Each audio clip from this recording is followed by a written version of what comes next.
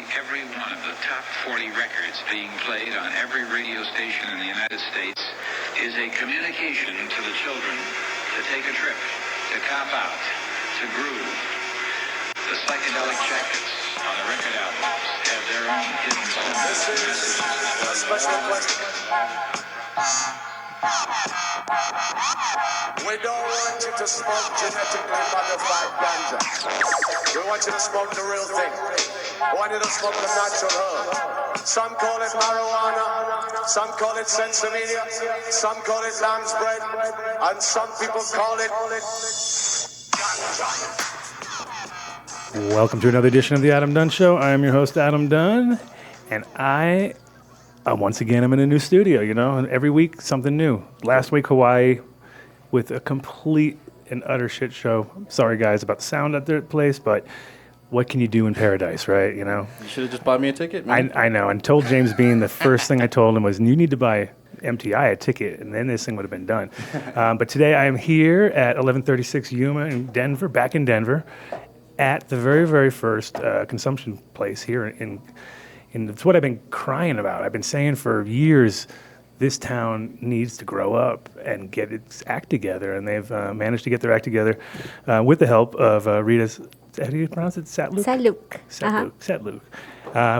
From 1130 Yuma, which is the shop right next door. No, it's the other way around. Oh, is it? Oh, no, it's Yeah. 1136 Yuma is the shop next door. Yeah, we're at Yep. 1130. I got That's you. See, right. I got to get it wrong. You know what I mean? That's part of my protocol is getting something completely wrong. I almost got your name right. That's where it all went. That is literally where it went wrong. But anyway, right off the highway, literally see it every day when I'm driving, and was really, was interested.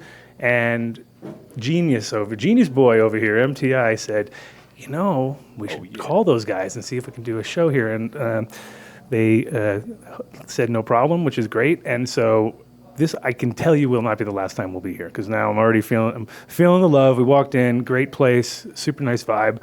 And, the idea that it's taken somebody from outside of the industry to look at it and say, well, let's do this and put it together. And we're going to get into that in a minute, but we also are, I think we're Skype crippled this week because classically moving all our stuff, we left the one magic cable. So 420, I'm sorry, you cannot interrupt the show today. It's impossible. It's physically impossible. So you're going to have to do it from home.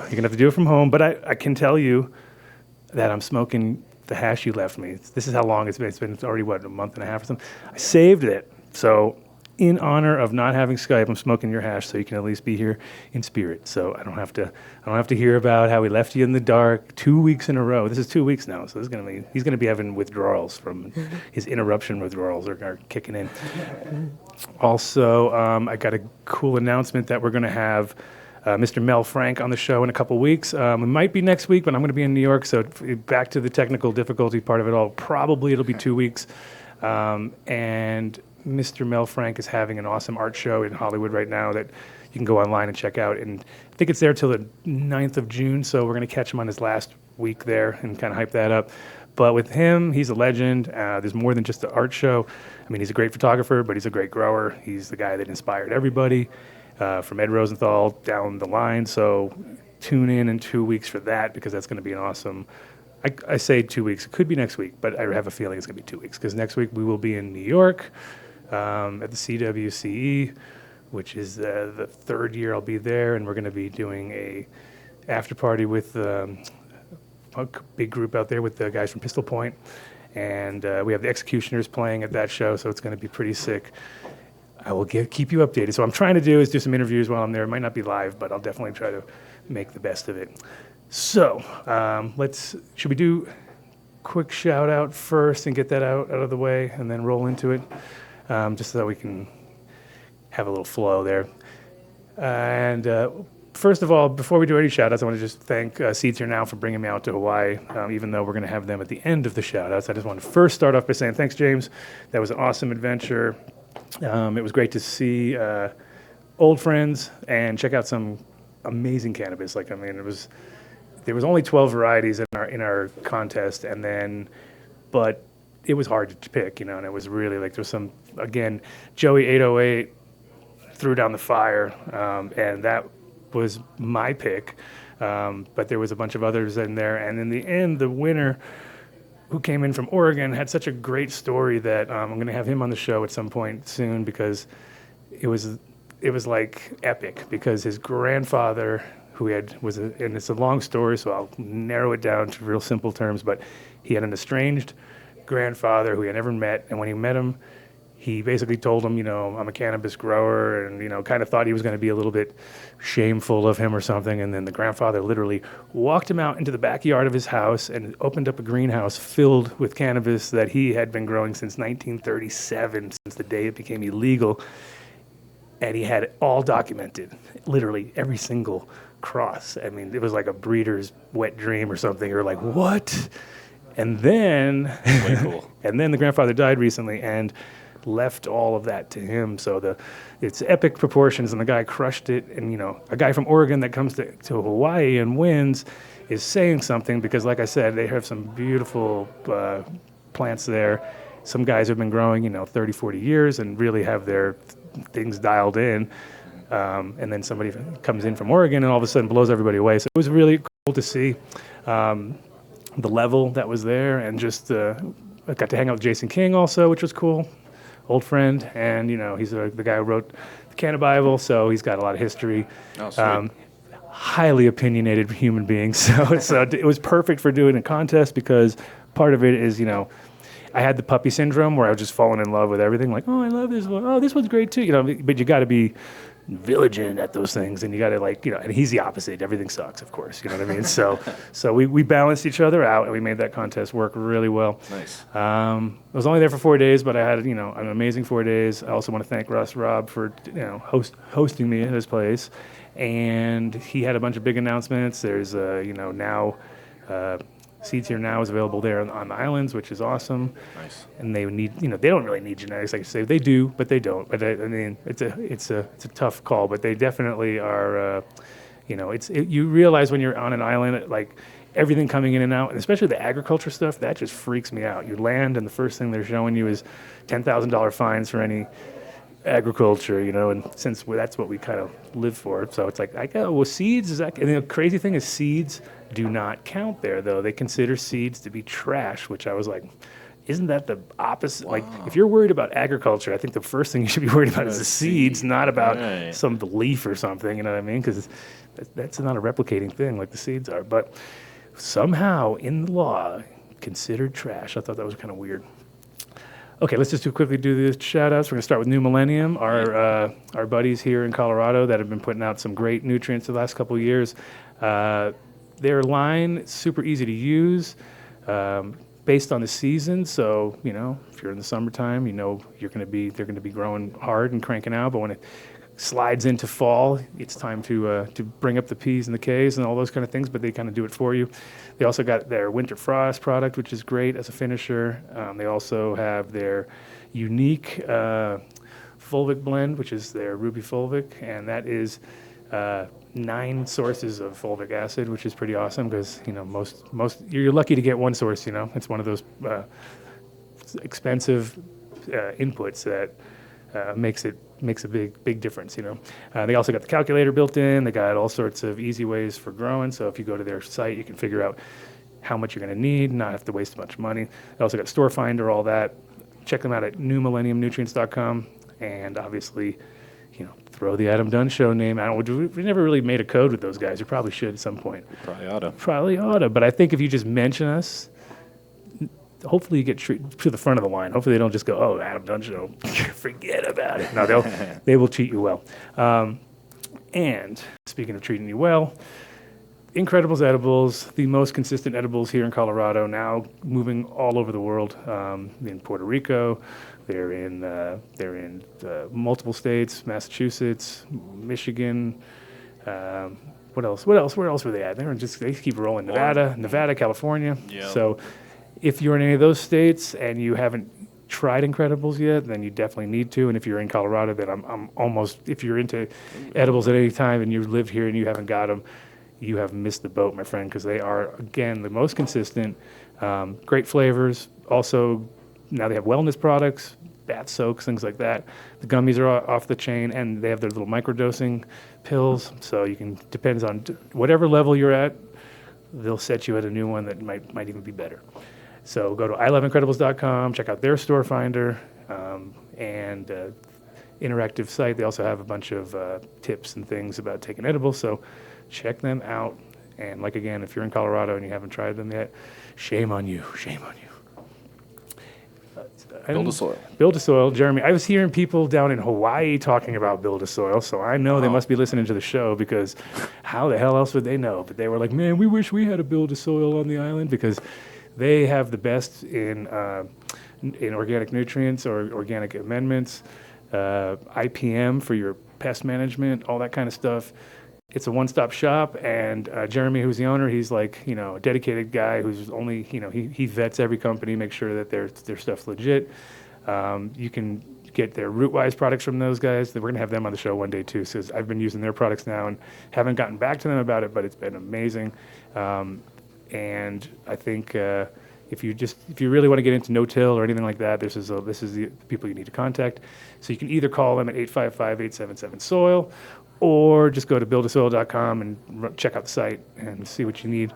Again, any advice you need to these guys, every single person who works for that company is on point. They're the real deal. And WallaceWow.com. Speaking of real deal, yeah, he knows his job, because I can never remember that site for some reason. WallaceWow.com.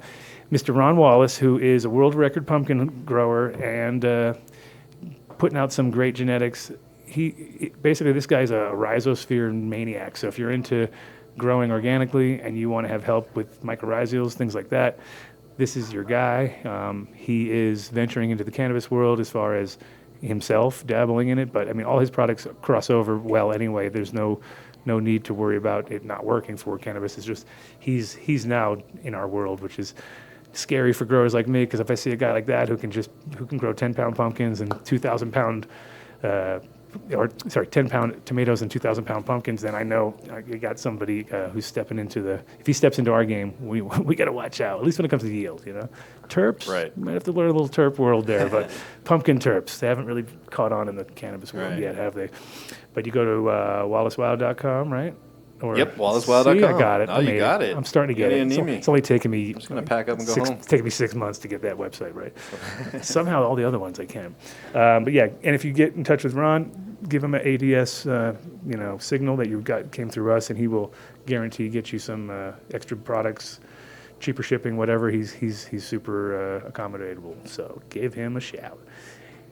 And last but not least, the same guys I was trying to do on the intro, seedsherenow.com, your best source for American genetics, and now they're starting to dabble into world genetics. They got Serious Seeds on board. They got some THC international ones. They have the feminized versions. Oh, okay. So they're starting to get that. So, they're dabbling in the other worlds, but for the most part, almost all American breeders, great genetics, heirloom stuff. You can also go to seedaholics.com. That's their auction site, and you can check out all the different kinds of specials they'll have. They have last packs, lost packs, charity packs, and if it is a charity pack, you know that all that money from that charity goes to that charity, and it's not a situation of like all these crappy charity companies which give 5% or something. This is the real deal. To any cause that you're helping to, you're helping it for real. I don't remember the code for them either. Do you? Was it ADS? I think it was ADS 420. I think it was ADS 420, but yeah. I say that like we know. Well, sounds familiar. It's the default one, so that is the default one, and I'm sure Dusty will figure it out. She's on point. So, seedaholics.com or seedsherenow.com. Check them out. And once again, thanks James for bringing me down, and thanks Grayskull for putting on that event. That was again off the chain. I will be back for sure. I mean, I would have gone last year, but if somebody offers you a free ticket to Hawaii, you can never say no. Now, if somebody invites you to Hawaii, that happens all the time, because come on down. But the ticket sure helps. But yeah, anyway, those are my guys, and I think that's it, right, for us? Yeah, real quick, yes. That 15-year-old stash jar, man, that was crazy. God, yeah, right? It didn't look it's hard to tell in the photos, but the reality of that thing was my friend hadn't even looked at it. He just he has a ball jar, and he's got it in a knitted thing because, you want to be able to pull it out. You don't need people to see that it's cannabis. But he actually took the jar out of the knitted thing after years and then realized that the entire bottom is just encrusted with resin and it's so encrusted and it's so amber and nice looking. And you just know, because he only grows the fire and it's quite humid down there. So the combination of it just like smearing on each other year after year after year, it created this cannabis patina, you know what I mean? It was like literally if you were like going into a place and trying to, it was the coolest part was that also the top was just completely rusted out too. So it had I saw that. It had that vibe where you were like, wow, that thing has been through a ringer. So he gets his money's worth out of that ball jar for sure. Absolutely. And he doesn't even, he's not like he's ever in there scraping it or anything. Nah. It was crazy. That was cool. Yeah. So I thought I'd bring it up. Thanks for remembering. Okay, so we are here with Rita. Let's get to the down and dirty about the joint, man. Now, the funny part is, the first thing I thought when it was like ironic that we can't smoke joints here, right? So I was like, the joint, because instantly in your mind you're like, Amsterdam, coffee and a joint. That is the one missing kind of element, obviously. But did you find it humorous, or did you just kind of? Tell me how the name evolved. That's obvious. It's a great pun. I love it. Right, pun intended, and we actually finding it humorous. And when we start working on our logo, if you saw our logo, two coffee cups, with a little something green in between. It kind of took us a little bit to get that logo together. Our designer was trying to do it like Asher's picture, and had 3 coffee cups in the beginning. Oh, really? So it'd be like endless, or connected to each other in a sense, like and Asher then style. he had some coffee bean grayish beige color in the middle. Something didn't work, and then when he limited to 2, it still didn't work. And then we said we need to do something. We tried to put joint in it. We tried to do flower. Yeah. We didn't want to have it in the face. We want to kind of have it still a little undercover. You know? Yeah, I think the key to right now with cannabis, getting it into the public because technically it's not supposed to be in the public, you got to be creative, a little tongue-in-cheek, and I think the logos that work the best are the ones that aren't obvious. Once there's a cannabis leaf in your logo, you're pretty much determined. At that point, you've kind of blew it, I think. You know what I mean? Like, unless you can come up with a way that you just somehow bring it into the fold, and it's like, oh, that is one of the logos we did was a snowflake cannabis leaf, so we could really kind of like be like, what? Because our clothing is outerwear and it's made for winter, so it was like, oh, really? You see a cannabis leaf? Of course, it's cannabis leaf, but we could kind of argue the fact on that one. So the concept when you guys started, because you guys have the dispensary next door, so yes, that was their first. That was their first. And I know that because you guys actually have literally the first official real certificate that says you can smoke dabs, right? Only specific consume, right? Yeah. We can only one, first and only one so far in the world. In the world. Yeah, which is amazing because everybody, of course, thinks, oh, no, but Amsterdam's had it for 30 years. And it's like, no, they don't. You're 100% right because they don't have official. They don't have a license. They have a license to operate. And it's, it's crazy to me because it's one of those deals where you would have thought that at this point in time, it would be normalized, And the fact that it's so unique still as an idea is kind of mind-blowing in a way because you're like, okay, thousands of people coming here just to buy cannabis. And it's the first thing that my friends say when they're from out of state. They go like, so where are we supposed to smoke this, And did you guys get a lot of pushback getting the license, or was it just... City helped us. Really? City really went out of their way to help us. And because I know there was other groups that were trying, and what was their problem, and why did it become so complicated for other people? I only know 2 more groups that trying, and one of them too close to daycare. But I think they'll be able to figure it out. They're trying to figure it out as a variance right now. And another group is just on another side of our dispensary, and they have some zoning issues. Okay, it's because it seems like because I remember when they. I watched it 300 kind of develop, and I was very interested, but the shop that I was in was 950 feet from like the top school in Denver. So I was like the Cornelius whatever school, and it was for gifted children. So I was like, definitely not even going to step into that water. I mean, that was one of the reasons I left that location, was because I was like, it's just, it's not even worth it, because you get one complaint and you're pretty much done, you know what I mean? And was it like a liquor license where you had to put a thing on the wall and people had to decide, and the Yep. locals could, yeah? We also had a public hearing here. Uh-huh. So in order to get this going, we had to get support from the local neighborhood organization, which is Lincoln Park organization, and they really support us. Thank you to them. And then from there on, there's a bunch of requirements, like a whole list of them, but nothing is impossible. And if you already approving dispensary and have this under your belt, you already know how to get those done. Yeah, for sure. The hoops that you have had to jump through for the dispensary probably outweigh this one. Now, do you get checked a lot by the police? Do they come through ever and sort of double check to make sure that you're following this? Because you're the only one, so I figure they only have to put one beat cop on you, and you're pretty much covered. I think they checked it out in the beginning, and I kind of thought, okay, nothing that looks dangerous. Because it just seems to me like a strange that considering how much money people have put into their dispensaries, and the fact that many of them are located in industrial areas, and those are the ones that I'm always like, how are you surviving? But the reality is they mostly survive off of other grow people in the area that just don't grow good weed, probably, is my bet. Like, if you're in an area where there's only warehouses growing weed, but yet you have a dispensary there, who's your customers? Your customers are basically people who can't grow good weed. That's how I would look at it.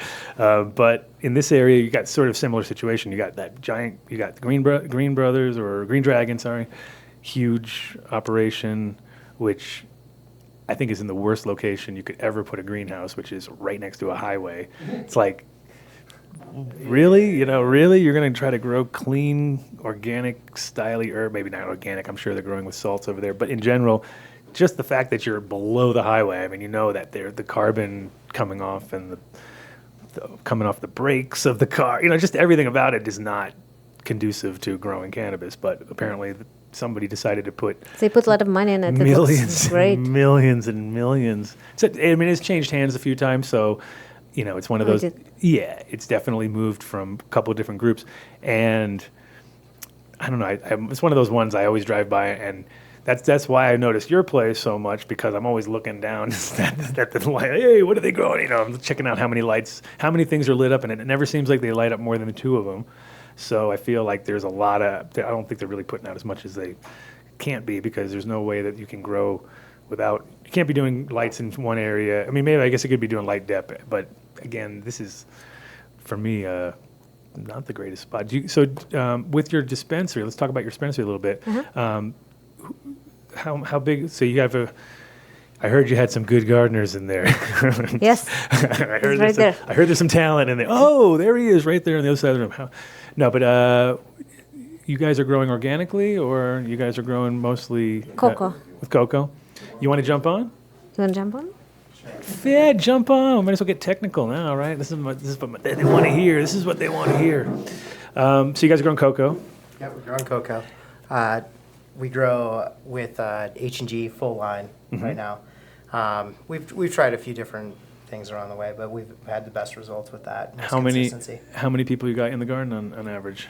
Let's see here. I think we got about 5 guys. So for our, split between our big grow and then here. So. Okay, so you have an actual grow next to just connected to the dispensary. Yeah, there's a grow behind our dispensary, and then we have a much larger. Now, was this a grow before it was this place? This is IB zoning. We're only allowed to have a dispensary if it's 20% of the whole square footage. Okay. Oh yeah, I get you. Yeah. So that's why zoning has to be there. Doesn't matter how close it is to highway. Okay, no problem. So, and you guys have been growing. So you pretty much do most of it in-house, or do you guys buy in a bit, or it's kind of mixed between the two? Most of it is, yeah. We buy some trim and some other stuff outside, but that's about it. Most of it's inside house. And do you guys have a MIPS connected to it, or? No, we do not. No. So you guys doing bubble hash at all, or?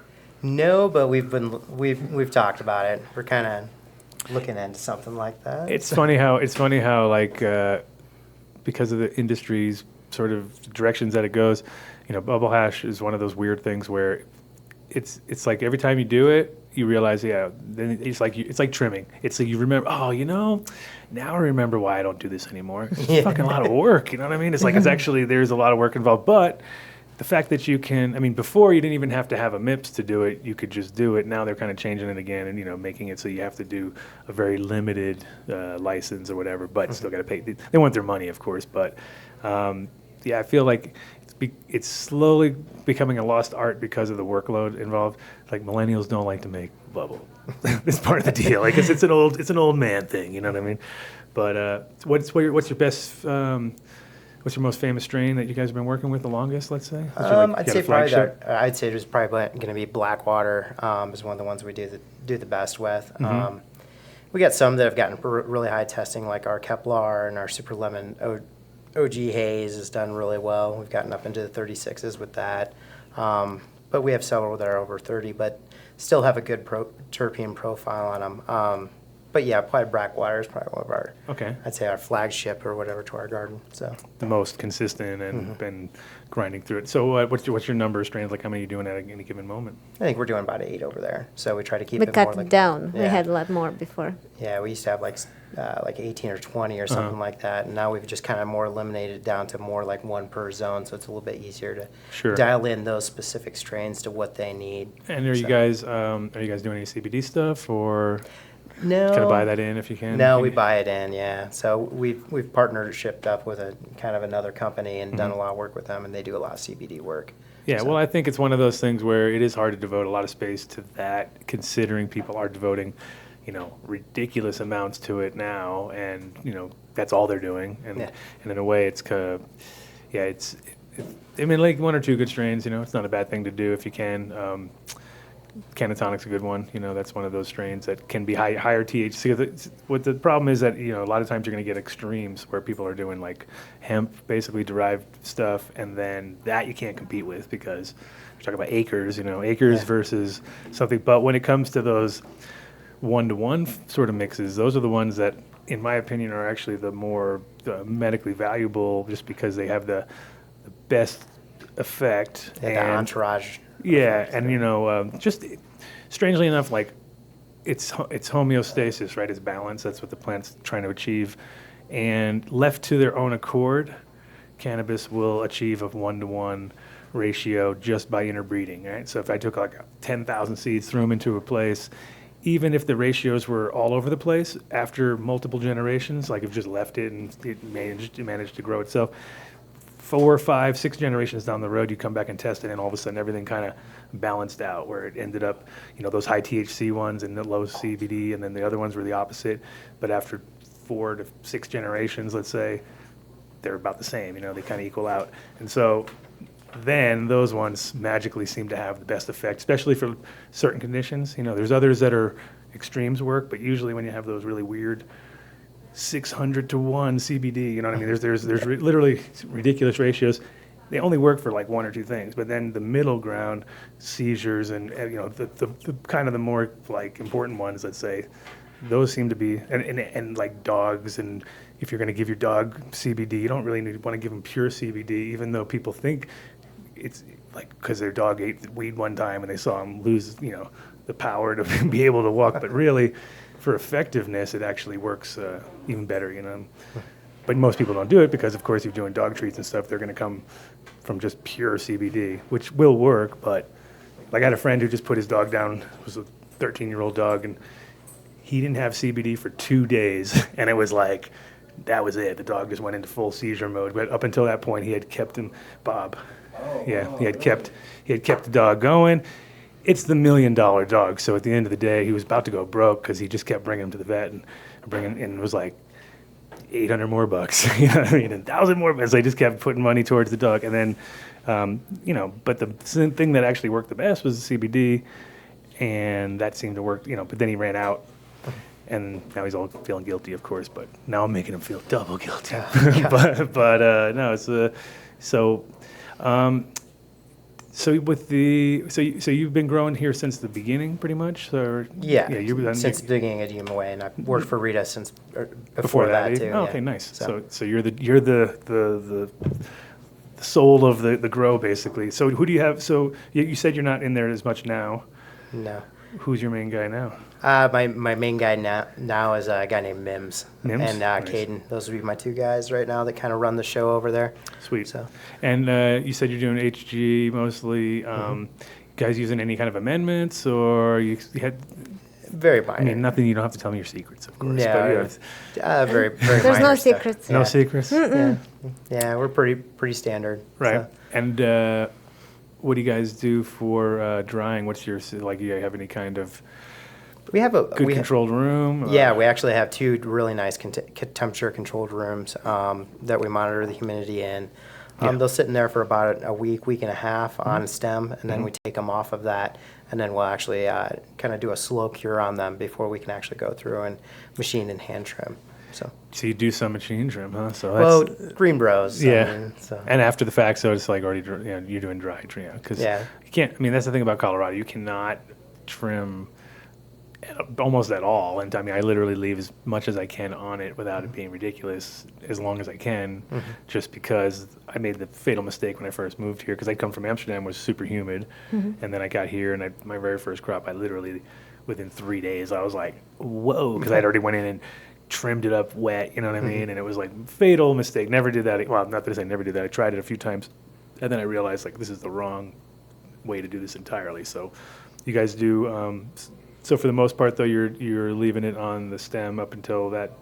It's about a week, yeah, that it's left on the stem, and then we buck them down, and we'll kind of do more of like I say, like a slow cure on them, and then they're in there for about 2, maybe 3 weeks, depending on how production's rolling. Sure. And then yeah, we'll run them through the green bros and do a nice hand trim on them. So you're they not get that harvesting nice on finish. Thursday and it's on the shelf on Monday, dude? Come Oh, on, no. that's the way. That's how you Oh, make no. money, man. Move, move, Oh, move. no. No. Well, it's good. I'm glad to hear that you guys actually have a little more, the correct protocol, really. Which, I mean, the problem that most people, I mean, a lot of times the cannabis is just cured out when you're finished with it. You know, I mean, that has been always my curse forever. Like, I'd have it in jars and I'd be smoking it and I'd be like, yeah, it's pretty good, it's pretty good. Get to that last couple, oh wow! All of a sudden, the profile starts to kind of show itself, and then the last one, you're just like, oh my god, this is the way it should have been all the way, but you just don't have the patience to get there. You know, so it's, and I mean, and then again, there's other shops that overdo it. I've seen shops that, they're like making it to the point where it's like it's not even.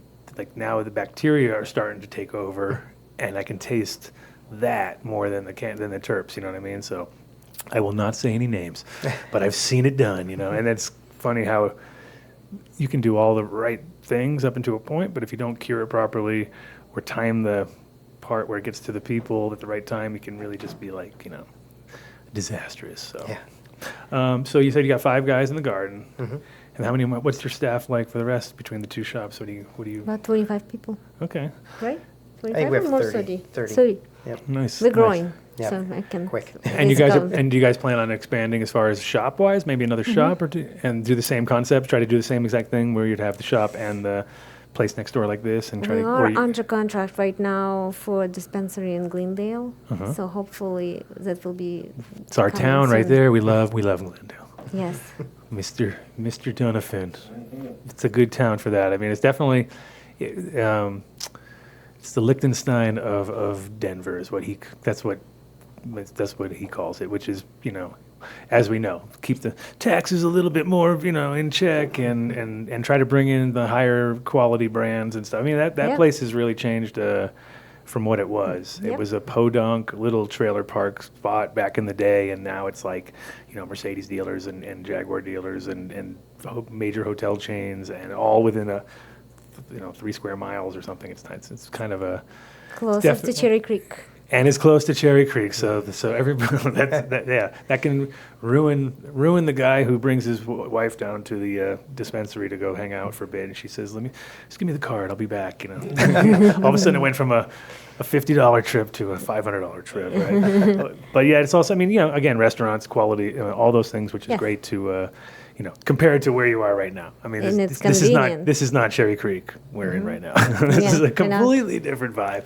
But I actually do like the idea that you guys, have sort of brightened up this little zone, because this is literally when I got here, I had to, set my GPS. It was not like, oh yeah, swing by that place all the time. I did know as I came in and I saw the Atlas recycling, I realized that I had inspected and given a sort of consulting job on another grow on the other side of that place, and then the backside of their, like when you came out of their grow and went up on their roof, you were looking down on that particular spot. You know what I mean? So it was kind of like, I remember going to the guy like, I would not put a grow right next to a guy with a giant metal trash. You know, it was just a little ridiculous because it was like out his back, right where his fans would be sucking in, was them just destroying metal all day. You know what I mean? And I was like, I don't know, that seems a little sketch. But this whole neighborhood is there's nothing but grows, right? Like down here, you know, it's But if you step just a couple blocks, Yeah. you will see new development. oh really? Yeah. Really nice condominiums.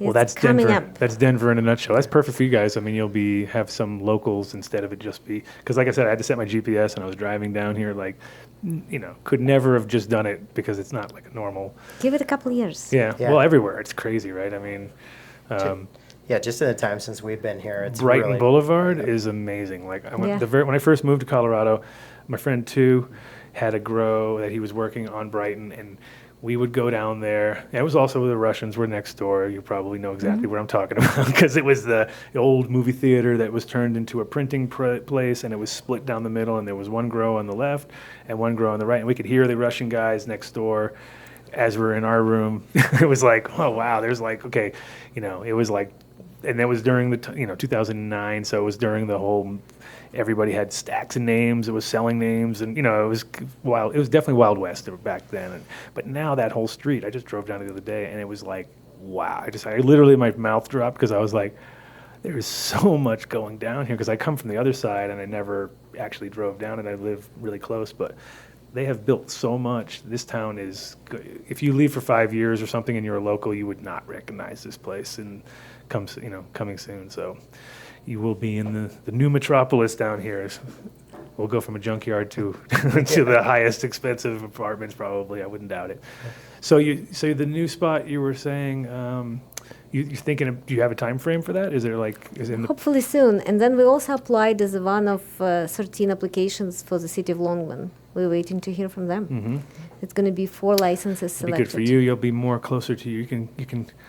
Well, I'm only from Fort. I originally am from Fort Collins. Now I live down in Parker, but that is a little bit more of my neck of the Yeah, you woods might out have a there. few locals here you can bring into the ranks there or something. Yeah, Longmont's a cool little, you know, it's close enough to Boulder, and you'll catch all those. And we secured such a fantastic location there in the lease in Nice. Twin Peaks Mall. So it's probably the best in Longman. So Sweet. Oh yeah, Hopefully I they know will exactly what you're notice. talking about. Yeah, it's huge. Yep. And that's barely, you know, it's like, because Longmont's one of those weird towns too, where you get on that one long street there, and that's it in one way, but then that's like going to be, that's literally where everybody from Longmont ends up going anyway, you know. So that's huge. And then you I was asking before, though, are you going to have the same thing? only Denver allows social consumption. So the other ones no. I kind of thought it'd be the other way around, because Denver's been so anal about letting anybody do anything fun, and then all of a sudden, because everybody in the Springs, I mean, that was where it seemed like down south is where everybody took the risk and had all these clubs, and I was always like, surprised, just because, and they only had medical, and then there was always these, I thought it was going to go down sooner than later. Didn't you know what you? I mean? Down there south, you know what I mean? But it's been going on. yeah, and it's been Like, it's weird. But I mean, then the sheriff is completely against it. You remember? I mean, there was like, so you kind of find it strange that they would actually be able to operate this long. But I think they gave them didn't they give them like a sort of moratorium, like you can do it until this amount of time, and then we're gonna pull the plug. I'm not exactly sure. I don't know. Yeah. Like we pay attention. We'll have to ask Jetter. Jetter knows all those things. Right.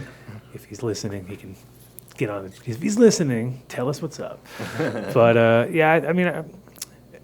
It's like I said earlier, though, it's strange that it's taken this long for people to get it, you know what I mean? And it's not even, like, you never had any major issues here, I would assume, right? I mean, We didn't Like- have any really issues. like- We had some people coming here and didn't feel well, but we still maybe 2 incidents we had, Mm-hmm. but we still don't know because of cannabis or just because of change of altitude. They came from DIA. And that's why you put that up there. You mean That's Yeah. why I was just saying, yeah. Come Yeah. from sea level and been partying all night and come here it's and a then hun- it's walk it's in. a well. all- I mean, Red Rocks. It happens to have people who go there all the time too. You know, they get like vertigo or something just because they're like all of a sudden, oh my god, I've never got so And edibles, of course, is like you're not really sure what people do. I mean, in Amsterdam, it was like pretty much if you ran a or a coffee shop there, once every week or two, somebody would have a whitey and go down. But that's because 95% of the time is because they drank alcohol, because that's usually the thing. They'll drink a bunch of alcohol, and then they'll take a big hit off of a joint or a bong or something, and then they'll spin out and get a white out. If you do the other way around, if you actually are smoking first and then you drink, it doesn't seem to ever affect you. But if you do the reverse, it can really it just seems to be like a trigger, And I've watched people who wouldn't normally do that. I mean, it's kind of like when you drink in the sun. You know what I mean? It's like it's so much different than if you're like you drink a couple beers in the sun and get like a little hot in the head, and all of a sudden you're getting sleepy and droopy and everything. But if you drank the same amount in a regular bar or something, you wouldn't even notice it. So, but you had 2 incidences that were kind of like nothing, but no ambulances were called or anything crazy We like that. call in one, maybe we Yeah, did but that was in just one, more of but maybe we were overcautious. Yeah. And I mean, because when cannabis, I've never seen them do anything beyond like give people a Valium or something, you know what I mean? Which is like, really? So you're going to give somebody a pharmaceutical, give them a Valium when it's like, yep, that's what we do. That's pretty standard. That was like the standard thing in Holland. And or just be like, once they knew it was cannabis, they were, okay, well, give them some sugar, send them back on their way, But yeah, that is so what is your insurance like for that? Did you have to get crazy like dram insurance like they do for bars here, or did you have to do anything because of the fact that people might consume and go home and then and they're trapped, because that's why bars have to pay such high insurance, because of the fact that if you serve them and they get in an accident, they're going to turn around and sue you as the bar. Did you guys have See, to get? we're not serving them. True. They bring in their own, True. so it's a little different Okay, here. that And makes sense. insurance is also kind of immature in that regard. Yeah. But people sign in waivers here when they're consuming. This is true. Yes, I had to sign one when I came in, so that makes Yeah. sense. So you protect yourself by that, and then you don't have to really worry about. We because that- still want to make sure that people healthy, coming here and feeling good and living without any issues. Sure, yeah, that's important. But in general, I think that's what holds a lot of people. It's the thing that every time you have a great idea, there's some guy who's like a total Debbie Downer who's like, well, what about insurance? And you're like, I didn't really think about that when I was coming up with my amusement park idea. You know what I mean? Because you realize like, you do know it's like you need like a $20 million policy if you want to do that, plus, and it's like, okay, well there goes my jet ski, rocket propelled jet ski idea. Just something stupid every time, and it's always comes down to the fact that there's always a legal way to screw you over, but so they don't really have any kind of hurdles in that, which is that's why I'm really wondering why has this formula not just been replicated 100 times over by all these? We have hundreds of shops, you know what I mean, and they're Out of hundreds, at least 10, right? right, Yeah. right. You would think, and then like you said, only 2 other people actually applied. Actually, I met a group. It was funny. I went to my son's jiu-jitsu class, and we met a couple there. And I think the time when you guys, when did you start officially? It was like We got the license in February, but we applied in December and we rented the space in October. yeah, it makes sense because right around February, I think they were over by South Broadway, I believe, and they had applied, and they were making it sound like they were on like the path. And so when I heard the announcement that the first license was issued, I was like, oh yeah, that must be them. And then I was going to call them up and have them on the show. And then I looked it up and I was like, oh, it's not them. So strangely enough, it was just like the same deal where I I thought it was bubbling at that point because I thought, oh, well, if you guys got it and they say they're going to get it, but here we are, 4 months later or 3 months later, and they haven't shown their heads. So I don't know if they got it or And not. since December, Yeah. 6 months passed. Yeah. And really, only one more application, maybe 2 that made. And then those applications were still in some sort of limbo mode, or Still a little bit, yeah. And really one- hoping that the second application for the spa will come around because I think it's a cool idea. They So have it's a like nice mansion and they'll have a spa. I'm going to support them. Well, of course you want a spa, right? I mean, that's and I think and I think it's also, like people get worried about competition, and especially if you're the only one. Well, then that's, it only helps you to have a comparison thing because first of all, you're the first, so you can always be able to. People are always going to want to check that out because that's just the way people's brains work, right? What's the first one? Let's go check it out, and then at a certain point, you'd hope that there'd be a couple alternative ideas, like a spa would be great, yoga center, whatever, which is kind of what the original concept was. But then the minute that they killed the alcohol license, that killed the idea of restaurants, that killed, there was a moment in time where I thought, oh my God, this is going to be beautiful, right? It's going to be like any place you can smoke cigarettes, you're going to be able to smoke cannabis, and they're going to let it go into bars, and they're going to which they should, because then everything would be normal, and we would just be on to like adults again, like, hey, look, I can do this and I can do that, which is, even in Holland, they've separated everything when it came to alcohol to the point where, you had to make a choice. You either serve alcohol, which is very consistent, people come every day, or you buy cannabis, or you do cannabis, which has a possible higher, you can maybe make more money, but a lot more hurdles, and then there was a lot more, so a lot of people so many shops just said, no, we're just going to stick to alcohol, and it was like I've heard alcohol more profitable here too. everywhere. Well, because you're because of the taxes. I mean, the thing is, like, cannabis brought in more tax money, right? But if you think about how much alcohol is being sold, you're like, that doesn't even make sense because every stadium that's selling alcohol, you compare that, like, I mean, really, compared to like a stadium, compared to how many shops, you know what I mean, and how much they can turn over in a day. But it's the taxes are accumulated so much higher, so faster. That's why they, brought in more tax money. But it was the volume was nowhere near, the volume by alcohol so much. So as a guy owning a store, you're going to make more money because you're giving less in tax. You know what I mean? So in the end, like, a dispensary gives $100,000 in tax. A bar sells 10 times the amount and gives 25,000. So it's like, it just shows you how stacked against us it is, and it's easy for us to quickly bring in more tax money, but we're not allowed to sell it in hotels, we're not allowed to sell it in here, we're not allowed to do we're not allowed to do it anywhere. And so you can imagine if it was taxed the same where we would be at. You know what I mean? It would be we would. Hopefully we'd be in their tax bracket. They wouldn't be in our tax bracket. Yeah. But in general, I mean, that's the lopsided part about it, is that we're contributing more than anybody as an industry. And then yet we're getting, we can't take, well, we can't take tax, we can't like take any of our, expenses out, which that's what kills most people right out of the gate, where they're like, okay, so wait, I can't take any of this out? And it's like, nope. And that's what's limited a lot of the people, or stack. Again, the cards are definitely stacked against making money. Like, if you make money, it's almost like a trick. You have to trick them in a sense, by just by sheer volume, or being able to bring your price point to a reasonable level. And that's the beauty of vertical integration, is that you can actually grow it in one room and sell it out the other. That's the only way to make money, in my opinion. Like, if you try to survive on other people's stuff, it's not going to happen. So what's you said you have one partner or two partners, or you're one, and like partner or like husband partner, or no, just partner. Okay, partner. I do have a husband too. Okay, because to me that's like the most important thing. Like, any business is your partnership, and I've seen so many bad ones, and I'm sure you have too. 75%. Partnership. Yes, for sure. And the other 25 probably are just lying to themselves, and they might be working for them in one way, but it's probably because they have opposite schedules and they don't deal with each other enough. But I've been through a bunch of them myself, and it's one of those.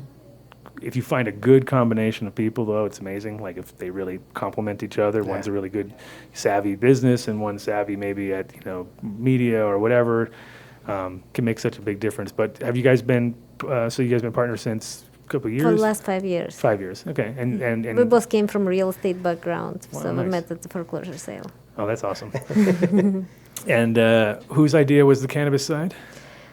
Well, I was proposed by clients of mine to kind of go in a business together, and we will build the grow and the dispensary, and just that partnership didn't make it. Gotcha. That's where we become part of statistic. Yeah, so good. So you've seen both sides. It didn't all work out like roses in the beginning, because I think also it's like when people, I mean, there's some guys out there that just happen to, they just happen to work together great, and they never have to deal with that other side of it all. Then there's, people who come one after like serial, serial partner situation, and it never works out.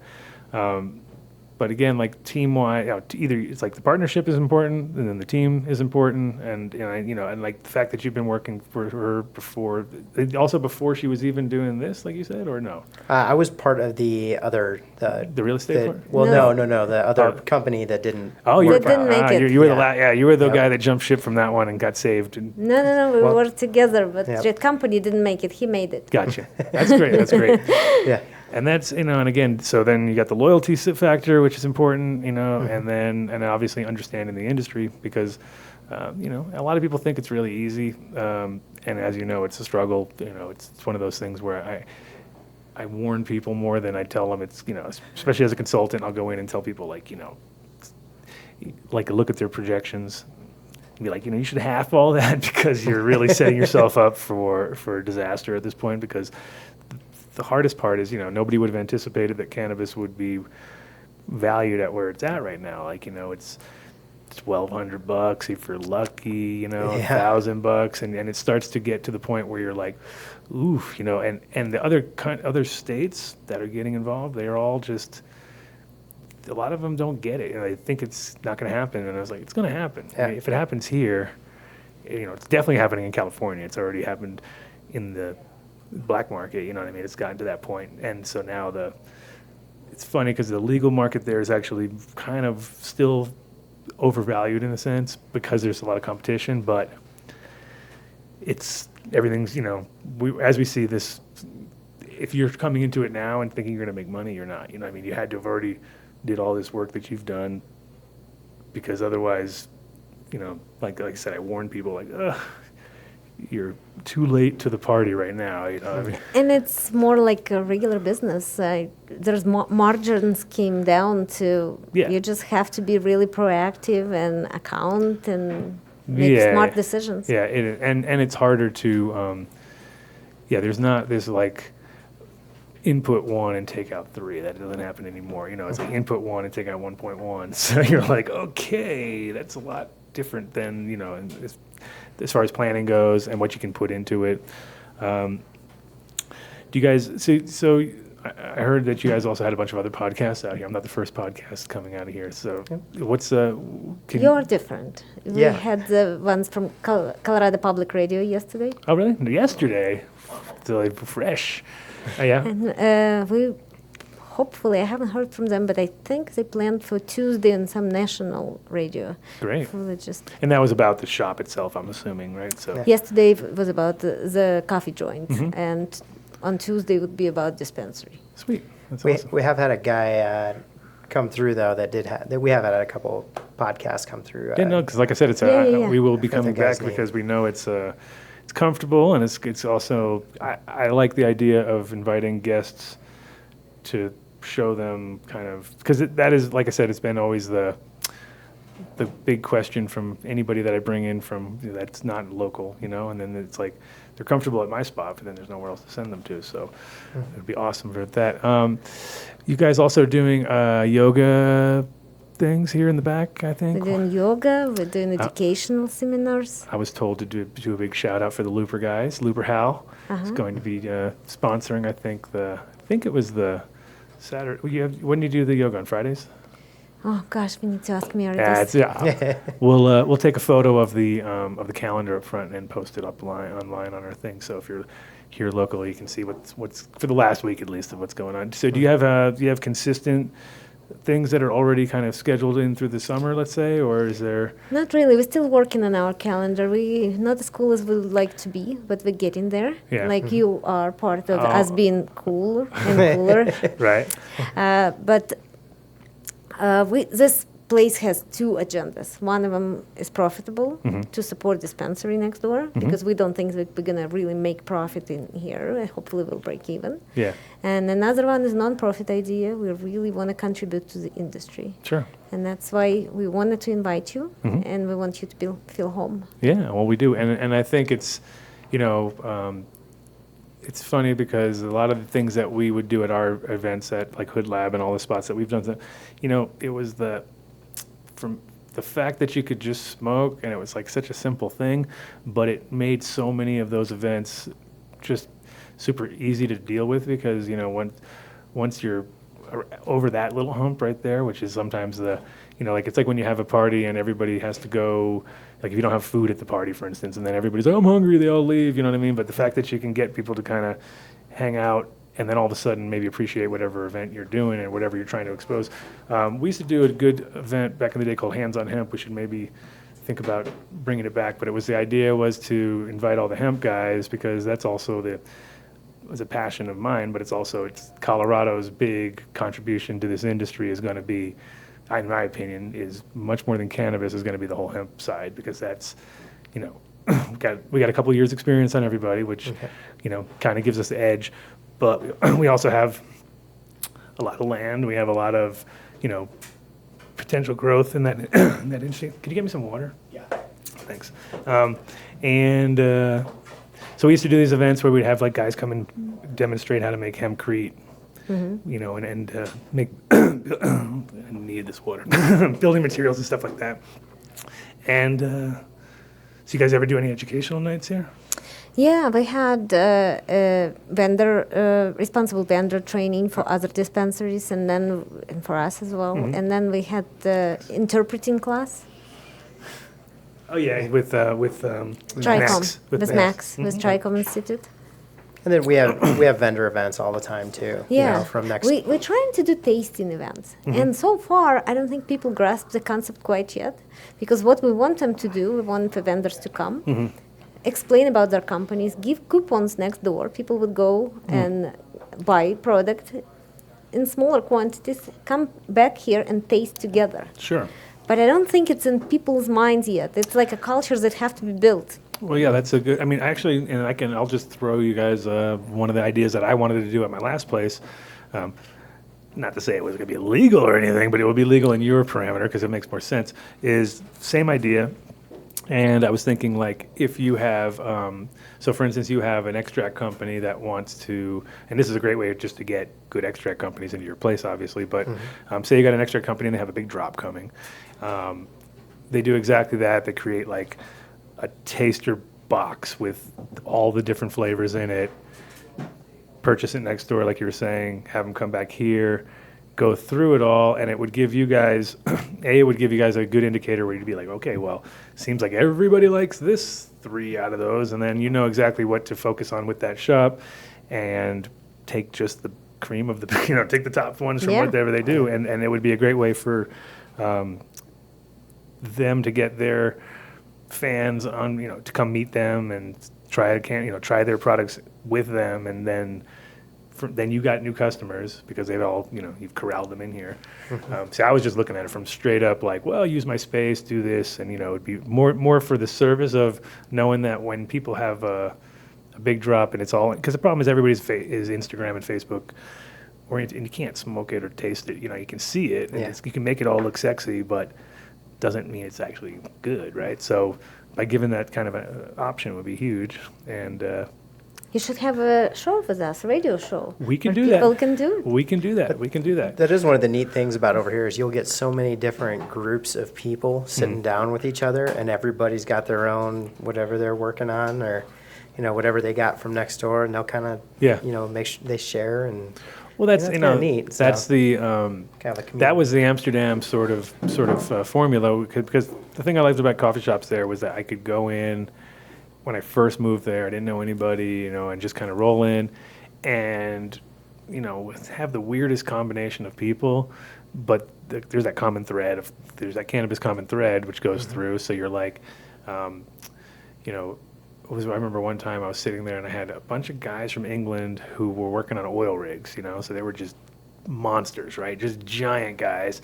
And it was at the Homegrown Fantasy, and it was my favorite shop because they only grew their own cannabis. There wasn't any import stuff. It was like, you know, because a lot of the coffee shops, when I first moved there, they had like Thai, African, all this kind of import, which is basically a bunch of dirt weed. So I was like, nah, not really interested. But this one shop, Homegrown Fantasy, had really good cannabis, and they did some homemade hash and stuff. But I was sitting there with the guys, and they all ordered tea because they're English, right? And they're all so big that the teacup looked like this, you know what I mean? It was just this tiny little cup. They were big monster guys. I rolled a joint, and, you know, I don't roll with tobacco. They all roll with tobacco normally. So they're watching me roll a joint, like, whoa, this guy's crazy, right? And I'm just like, well, just rolling a joint over here, you know? So I kind of joined in on their conversation, passed the joint around, and it basically went around. I think there's like 4 of them or so, and every one of them was just coughing their brains out. Like, you know, went from the first guy and the second guy, they're turning red. Third guy takes a hit, and he just goes down like a ton of bricks. You know, he literally like collapsed. And sort of same thing we were talking about earlier. You know, give him some sugar water, help him out.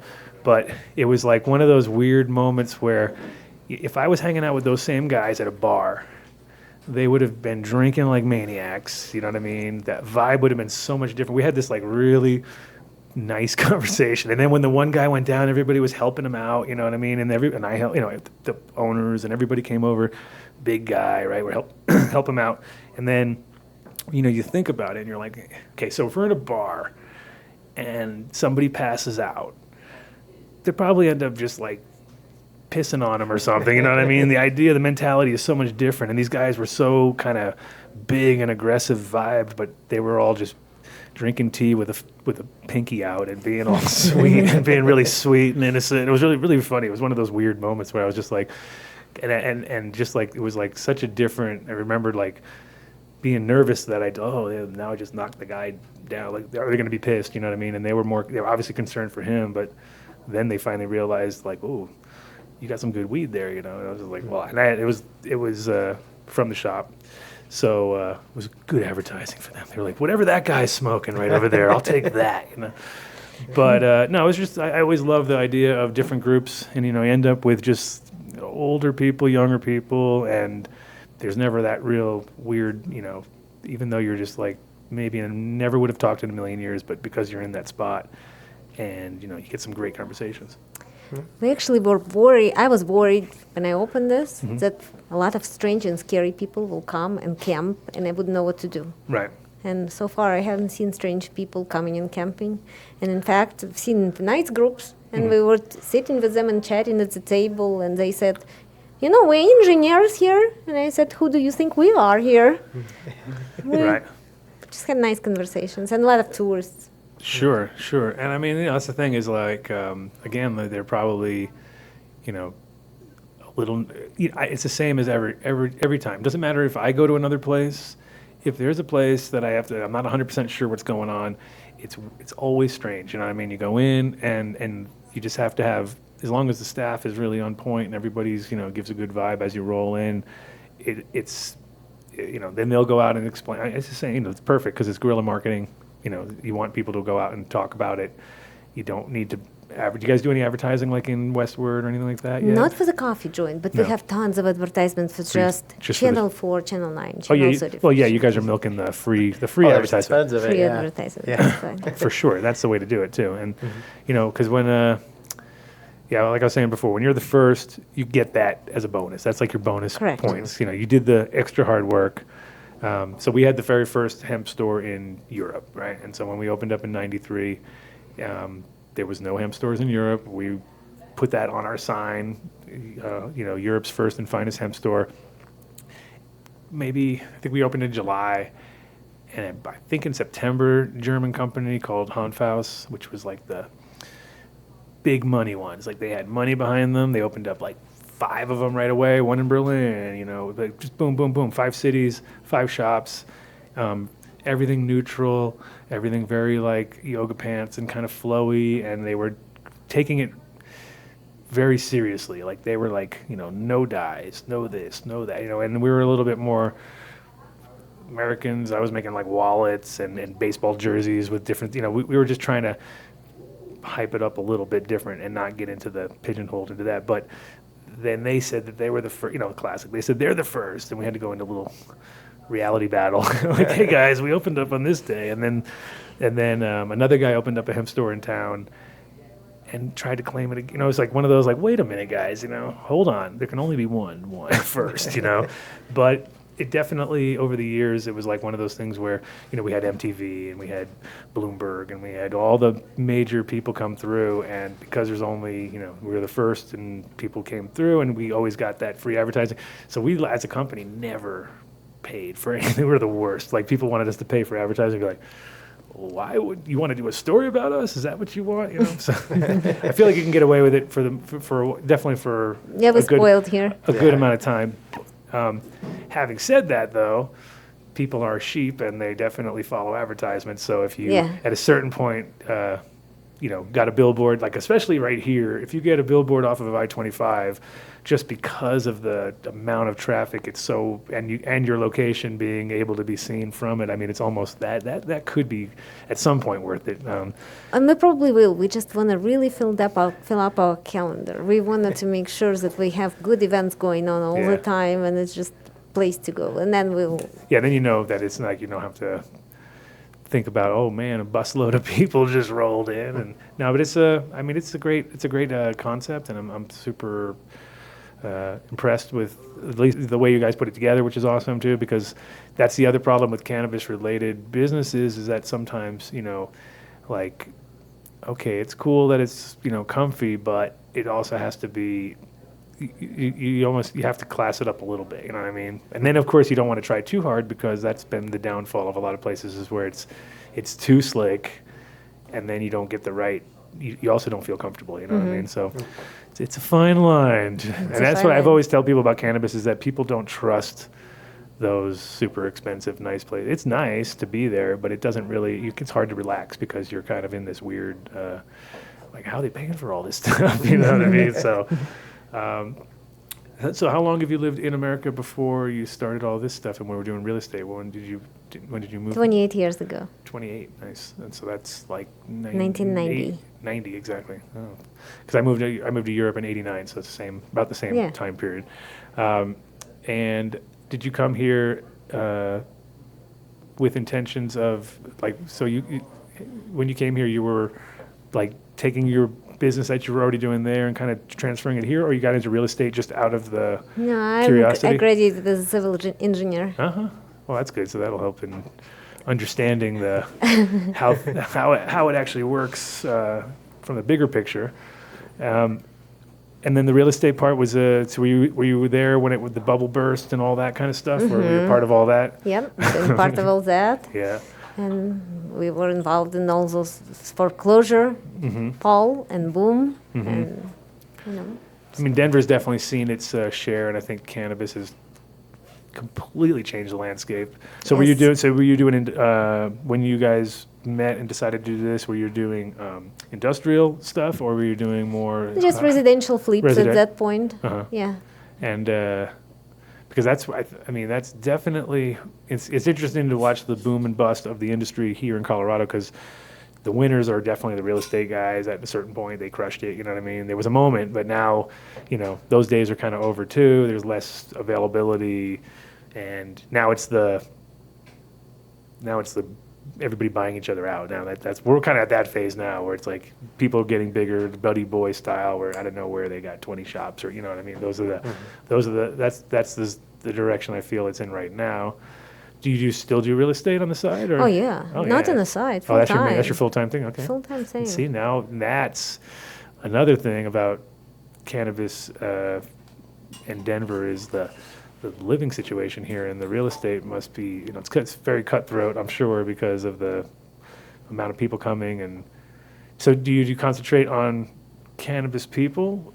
Is that as a niche, or do you kind of you don't? No, I'm doing residential real estate for 28 years, for 26 years. But I mean, like residential cannabis, because that's the number. Like, the first question I have when people want to move here is they want to move here, They want to grow. You know what I mean? And that's like, and it's as it gets more mature, people are writing into their contracts like, there's absolutely no growing here because they don't want to lose, they don't want mold, and they don't want this, and there's a lot of. I actually saw one notice about seizing the property here. Yes. So I really would encourage anybody to try it. If they're growing more than they're allowed. Exactly. They cross the line, and just cities really trying to get it. Well, they actually, one of the things that's kind of crazy is if you have a grow and you have, the wrong people there, they can pretty much condemn the building based on almost nothing, based on like you cut a couple things out and you adjust. I mean, because I've seen some grow houses that were, nightmares. Like you'd be like even in Amsterdam, I had a friend of mine, Victor, who rented this beautiful house. I mean, gorgeous. It was like a canal house, super nice. And he tore out the ceiling in the bedroom because of the way because we didn't have enough height, you know what I mean? And literally went in like it was like, it was like a big mistake. It was one of those things where it was like when the owner saw that, he flipped his lid, which he should have, because it was one of those deals where because my guy's a contractor from America, and he rolled in there and was like, raise the ceiling, cut it out, but I've seen I've seen places where. Yeah, you say like that. Then you understand. Yeah, of course that's not what you're supposed to do, especially in a rental situation. But I feel like if you had houses that had certified rooms that were actually done by proper electricians and built to last and not going to go not going to create black mold because you're Up to code, I think it would be probably the biggest thing. Yeah, in but all how these. many did you really see that done up to code Yeah. and people follow the rules? Oh, not many. But now, Not but many. what I'm thinking now is, well, because of the fact that we're all been kind of swatted down to our 12 plants or whatever, it's kind of like conceivable that you could do it, because the problem that most people had is like nothing was big enough, So you start in one room and then you decide, I'm going to do another room, and then doing the garage, and then I'm doing whatever, and then by the end you've done. You're living in this. You're living in your walk-in closet, and the rest is all grow. You know what I mean? I've seen that many times. But I'm saying more like, professionally done, classy, because I feel like that market is pretty big, and people be willing to pay a little more, knowing that they don't have to deal with all that, because. I think prices went down so much that it's really not profitable anymore. I haven't. This is true seen- too. This is true. You do not speak a lie there. This is true, but I think now it just comes down to like lifestyle thing. If you want to have good weed, you pretty much got to grow it yourself, because even it's just hard to go to a shop and buy every day. That's to me, would never happen. I couldn't afford it. And I think a lot of people that move to Colorado, it's like, especially East Coast or something, they're just like, that's their dream right there. So just a suggestion as a real estate. Well, I still have my group of Russian immigrants who I'm usually selling houses to, so they're not into the marijuana, but No. they're into houses. My partner from Amsterdam, he was a real estate major in college and then graduated in '86. So it was the absolute worst time in the world to graduate. A little bit late, sorry. No, 90, I think he graduated totally. And then he basically got out, and it was just like a complete pancake, and everything just flattened out, had nothing, moved to Europe after all that.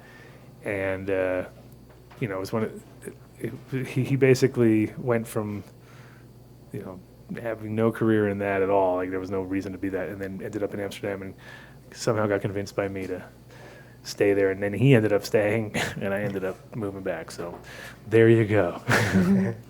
So you said your schedule is about, I looked on the calendar, it's about half full right now, a little more maybe even. No, Or even not three-quarters? really, because if we have yeah. one event in calendar, we still have 13 hours left. Oh, that's true. Well, We you wanna want have full 14 hours. Wow, you guys are really got Very ambition. ambitious. I was gonna seriously ambitious on that one.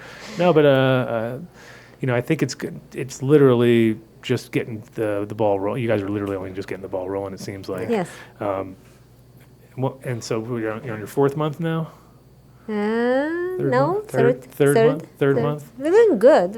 I'm really happy with the way things happening.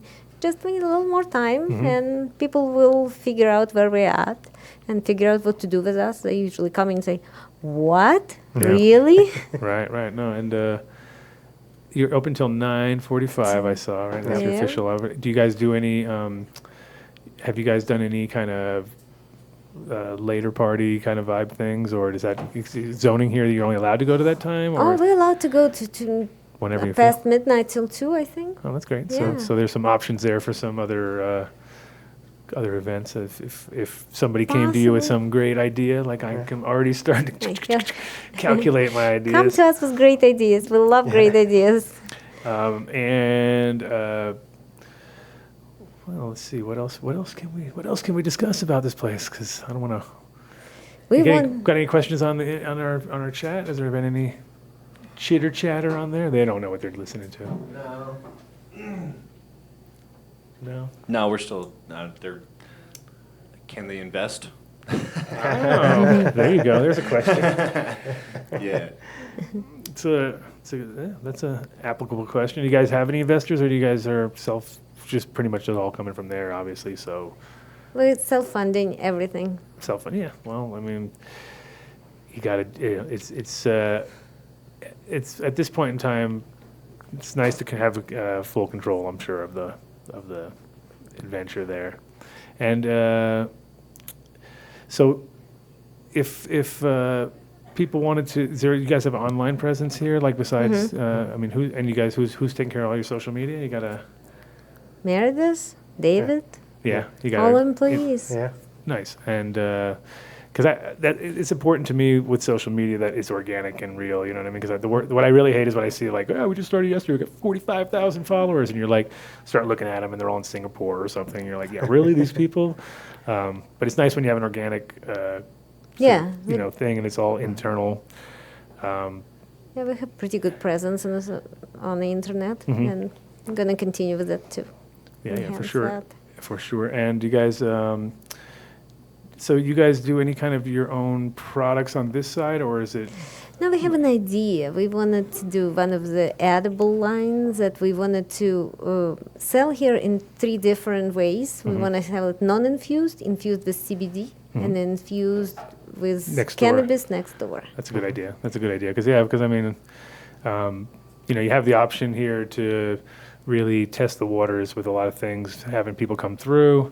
That's what I tell people a lot of times too, is like, there's again, so many different elements from consumption side, when it comes to pipes or containers and pipes and grinders and all that kind of stuff. But it is, it's nice when you have your own product in-house that you can kind of adjust as it goes along, And then we have some ideas, like, for example, we want to become a part of something bigger than we are. We want to be, like, on the front line of fighting addictions with cannabis. Like a We- rehab-ish kind of, yeah. I mean, We it's- had a psychiatrist came here on the 21st from a stepping stone, and we were talking about treating. Yeah, it's a great idea. It's a great idea. It's one of those, it's so obvious when you're in it, like when you're like, yeah, it's just replacing one with the other, replacing a safe alternative with a destructive one, and then at a certain point, because a lot of times those people are addicted to the process also, and so you give them some dabs and you get them on something else that they kind of focus on that, and all of a sudden it's like they're eating again, and that's again, those are the things that are like missing in their life. They don't have they're not eating good, so it all kind And of a lot starts of there. people consuming cannabis because they're trying to treat themselves for some psychological Sure. issues that they otherwise would find in more addictive drugs than cannabis or alcohol. Yeah. It's those damn people self-medicating themselves. What are they thinking? Yeah, no, Sessions definitely has it backwards there with opiates being the problem here. Well, he needs a little time, I think. Sure. Yeah, no, I think time on the bench, man. Get rid of that guy. right, and also with places like this succeeding, I think that's going Right. to be a big a good thing for that, you know. And I think a push it lot in of the right people direction. come in here and they consuming and they wanted to consume here because they saying, look, I'm right here. I'm consuming legally. I Yeah. have a license for that. Right. Here, look at me. Sure. You know, and the other thing too is what I've always said about social gatherings is that, you know, cannabis is a medicine, right? We kind of agree on that in a sense. I mean, we can't say it because can't say it has medical value, right? Technically, they can, we can't. But in general, the bigger part of it is that it has been well documented, whether it be even alcoholics, right, who are major raging alcoholics.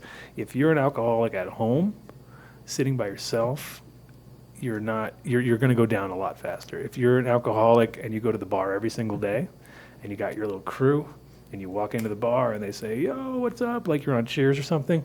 Those guys actually, that's why they that's what keeps them going. You know, that literally, that social part of it all. So with cannabis, it's even better because you're not as destructive, you know, and so you're not. So it's not like you're sitting there crushing your liver with shots all night. But the social part, which is actually the part that is just as effective between alcohol and cannabis, even better, I would assume, with cannabis, just because the conversations are a little bit better.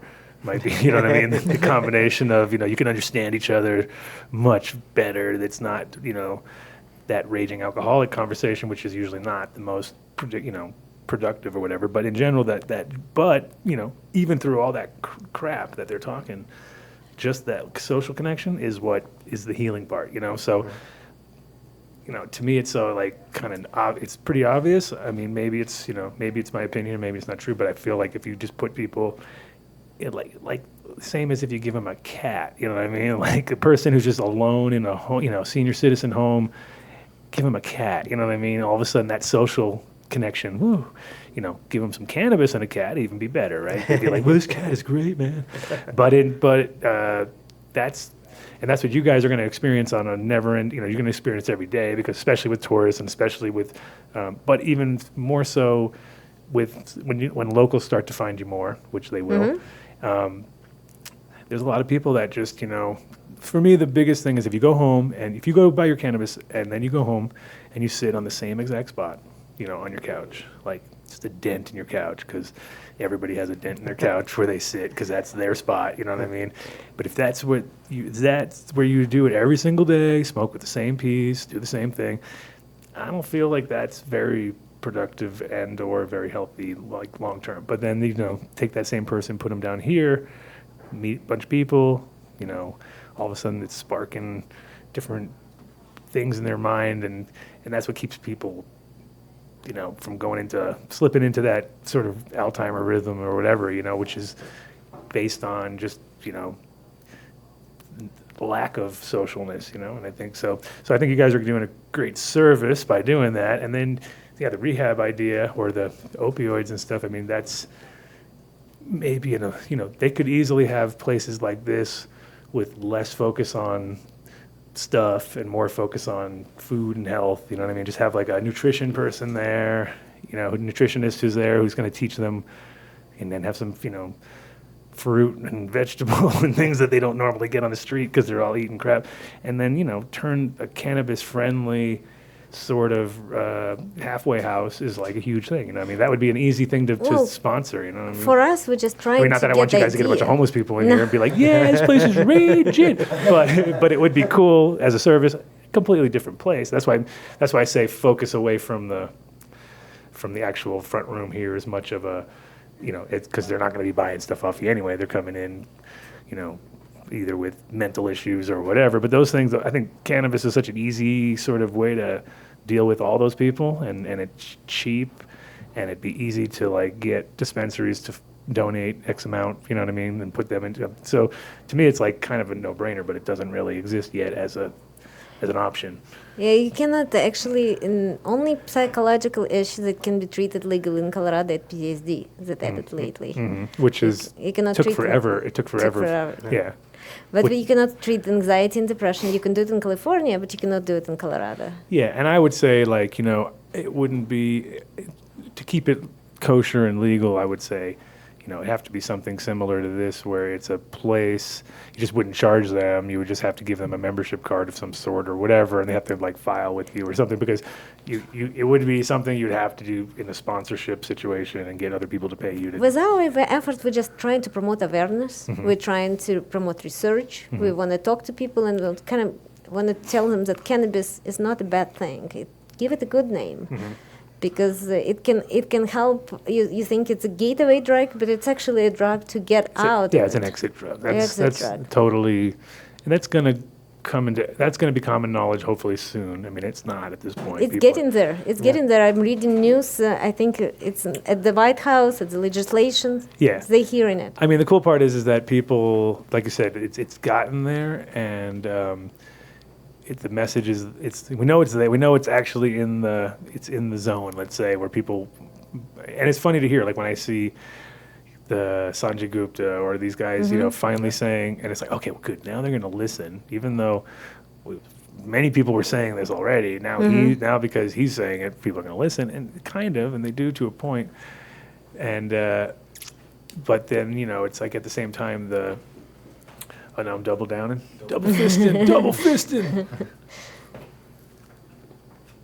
But yeah, I think we're definitely at the tipping point. We've already been there for, it kind of seems like we've been teetering on the tipping point for a long time, and occasionally we kind of teeter backwards, which is weird, when you're like, well, I thought we were already way past all this, you know what I mean? But it happens, and it all depends on, it's out of fear right now, because everybody's like, anybody who's in a position of, anti-cannabis position is seeing wait a minute, we're making leaps and we're literally at their feet, like licking, like we're ready to just take them out, you know what I mean? And it's going to happen.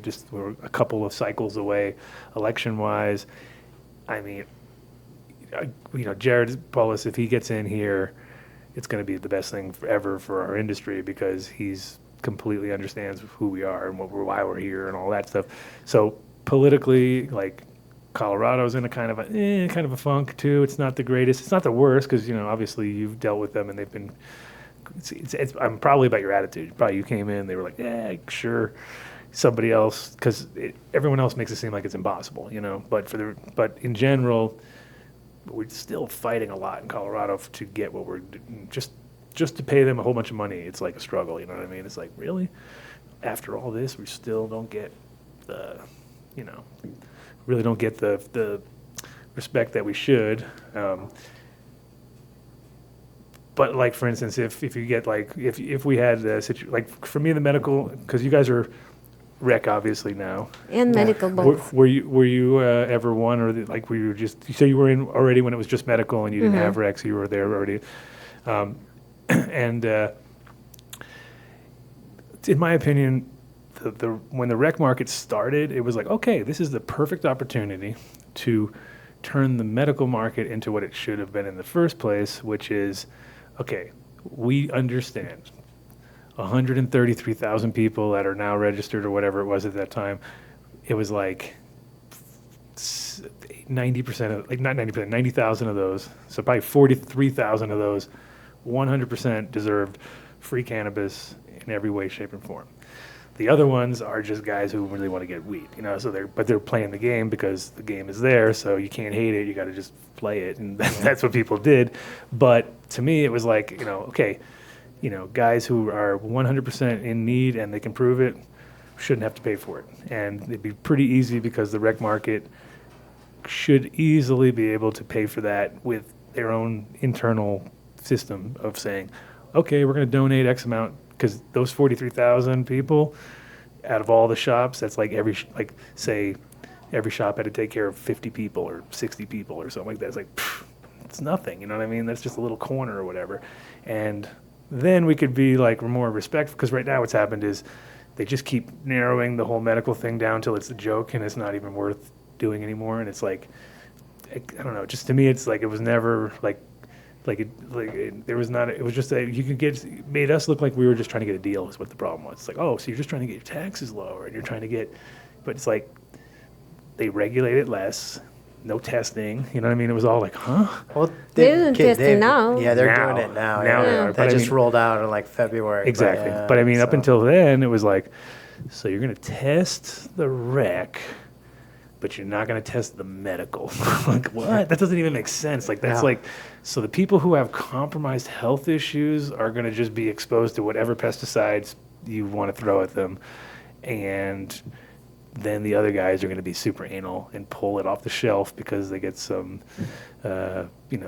Abbott or whatever in their system. And there's like, but that's actually because of, again, insurance reasons. They're just worried about liability because a tourist will come and sue them if you know what I mean? That's their thought pattern. Mine was like, okay, so you're worried about liability, but you're not worried about people's health. So, okay, well, then we know we know where they stand, you know? When I'm looking at our marijuana enforcement and other states, I think they're doing a great job in Colorado in comparison to other states. So with all these new rules that they created, and of course new bureaucracy, it's less bureaucracy than other places, and it works. At least it works somehow. And I feel like they're trying to kind of even out the playing field between the two sides too, from rec to med. Yeah, it's not as bad as what happened in Washington and all those places because they just went like, oh, okay, no more medical, that's it, we're done. And it was like, what? Wait, because it's crazy to me that they're, considering like, okay, like there's some terrible rules out there. There's ones like in Arizona, for instance, if you're any closer than 25 miles, you can't grow for yourself because you're supposed to go to the dispensary. Like, really? Like, that's the way you guys think? Like, oh, so just because I live 24 and a half miles from a dispensary and I'm a, Vietnam vet and I got no legs and I got to get into my, it's like, that is still an absurd amount of distance to drive 50 miles to go get your cannabis and come back, especially when, the option of growing was there if you were a mile down the road. You know what I mean? It's just like, okay, but I can't move my house. I'm pretty much, and you can't tell them to move. So you're stuck. You get back to that ridiculous distance. So like anything with distances, I always feel are bullshit. You know what I mean? Those things always don't make any sense because it's cannabis. It's not spent uranium. You know what I mean? We're not trying to do something crazy in your neighborhood. We're just trying to grow a little plant, you know what I mean, or whatever. But they treat it like that. Manifests, like just the concept. Like when I see it, when I show the whole concept to a friend who just came in from Switzerland and he was here and checking out everything, and he was just blown away on how much, energy was to protect everybody from something that was so, because Switzerland, they grow like, But just massive. imagine saying the same words 15 years ago. Yeah, That would be outrageous, Sure, right? It's sure. just cannabis. It's nothing. It's not uranium. It is not uranium. No. But how long it took to turn our minds and how we all were brainwashed. Oh, for sure, and that's that's like what I was saying earlier about the older generation of the one, like they're actually so the generations above us that were really lied to, like the ones that got the massive propaganda ever since they were kids, they are the ones that got really duped because, by taking cannabis out of their world, forced, basically turned them into alcoholics and turned them into pill heads and turned them into those that made those things normal. And then, it took until like the 60s until everybody sort of like got back into cannabis again, even though there was like, jazz, other people were still smoking cannabis, but definitely wasn't in the mainstream. And then, when I moved to Amsterdam was in '89, and it was like we were in a really like we were in a terrible funk as far as cannabis went because it was like cocaine heaven. Everybody was, like I lived in Florida, so it was like I'm out of this place. You know what I mean? And it was like I liked weed, and the '70s when I was young and too young to like basically like still too young to smoke. And then early '80s when it just started to become extra. It's like there's all these time frames where it just gets more taboo, and then. Now everybody's connected by phone. They all know what's going on, and we're like, dude, it was all lies. You know what I mean? And it was all lies. So, we're on that swing now where I'm happy when people now know what I'm talking about, and I don't have to explain. People start challenging status quo. Yeah. Maybe. Well, maybe like there's something. Like I have a 6-year-old, and he's so funny because.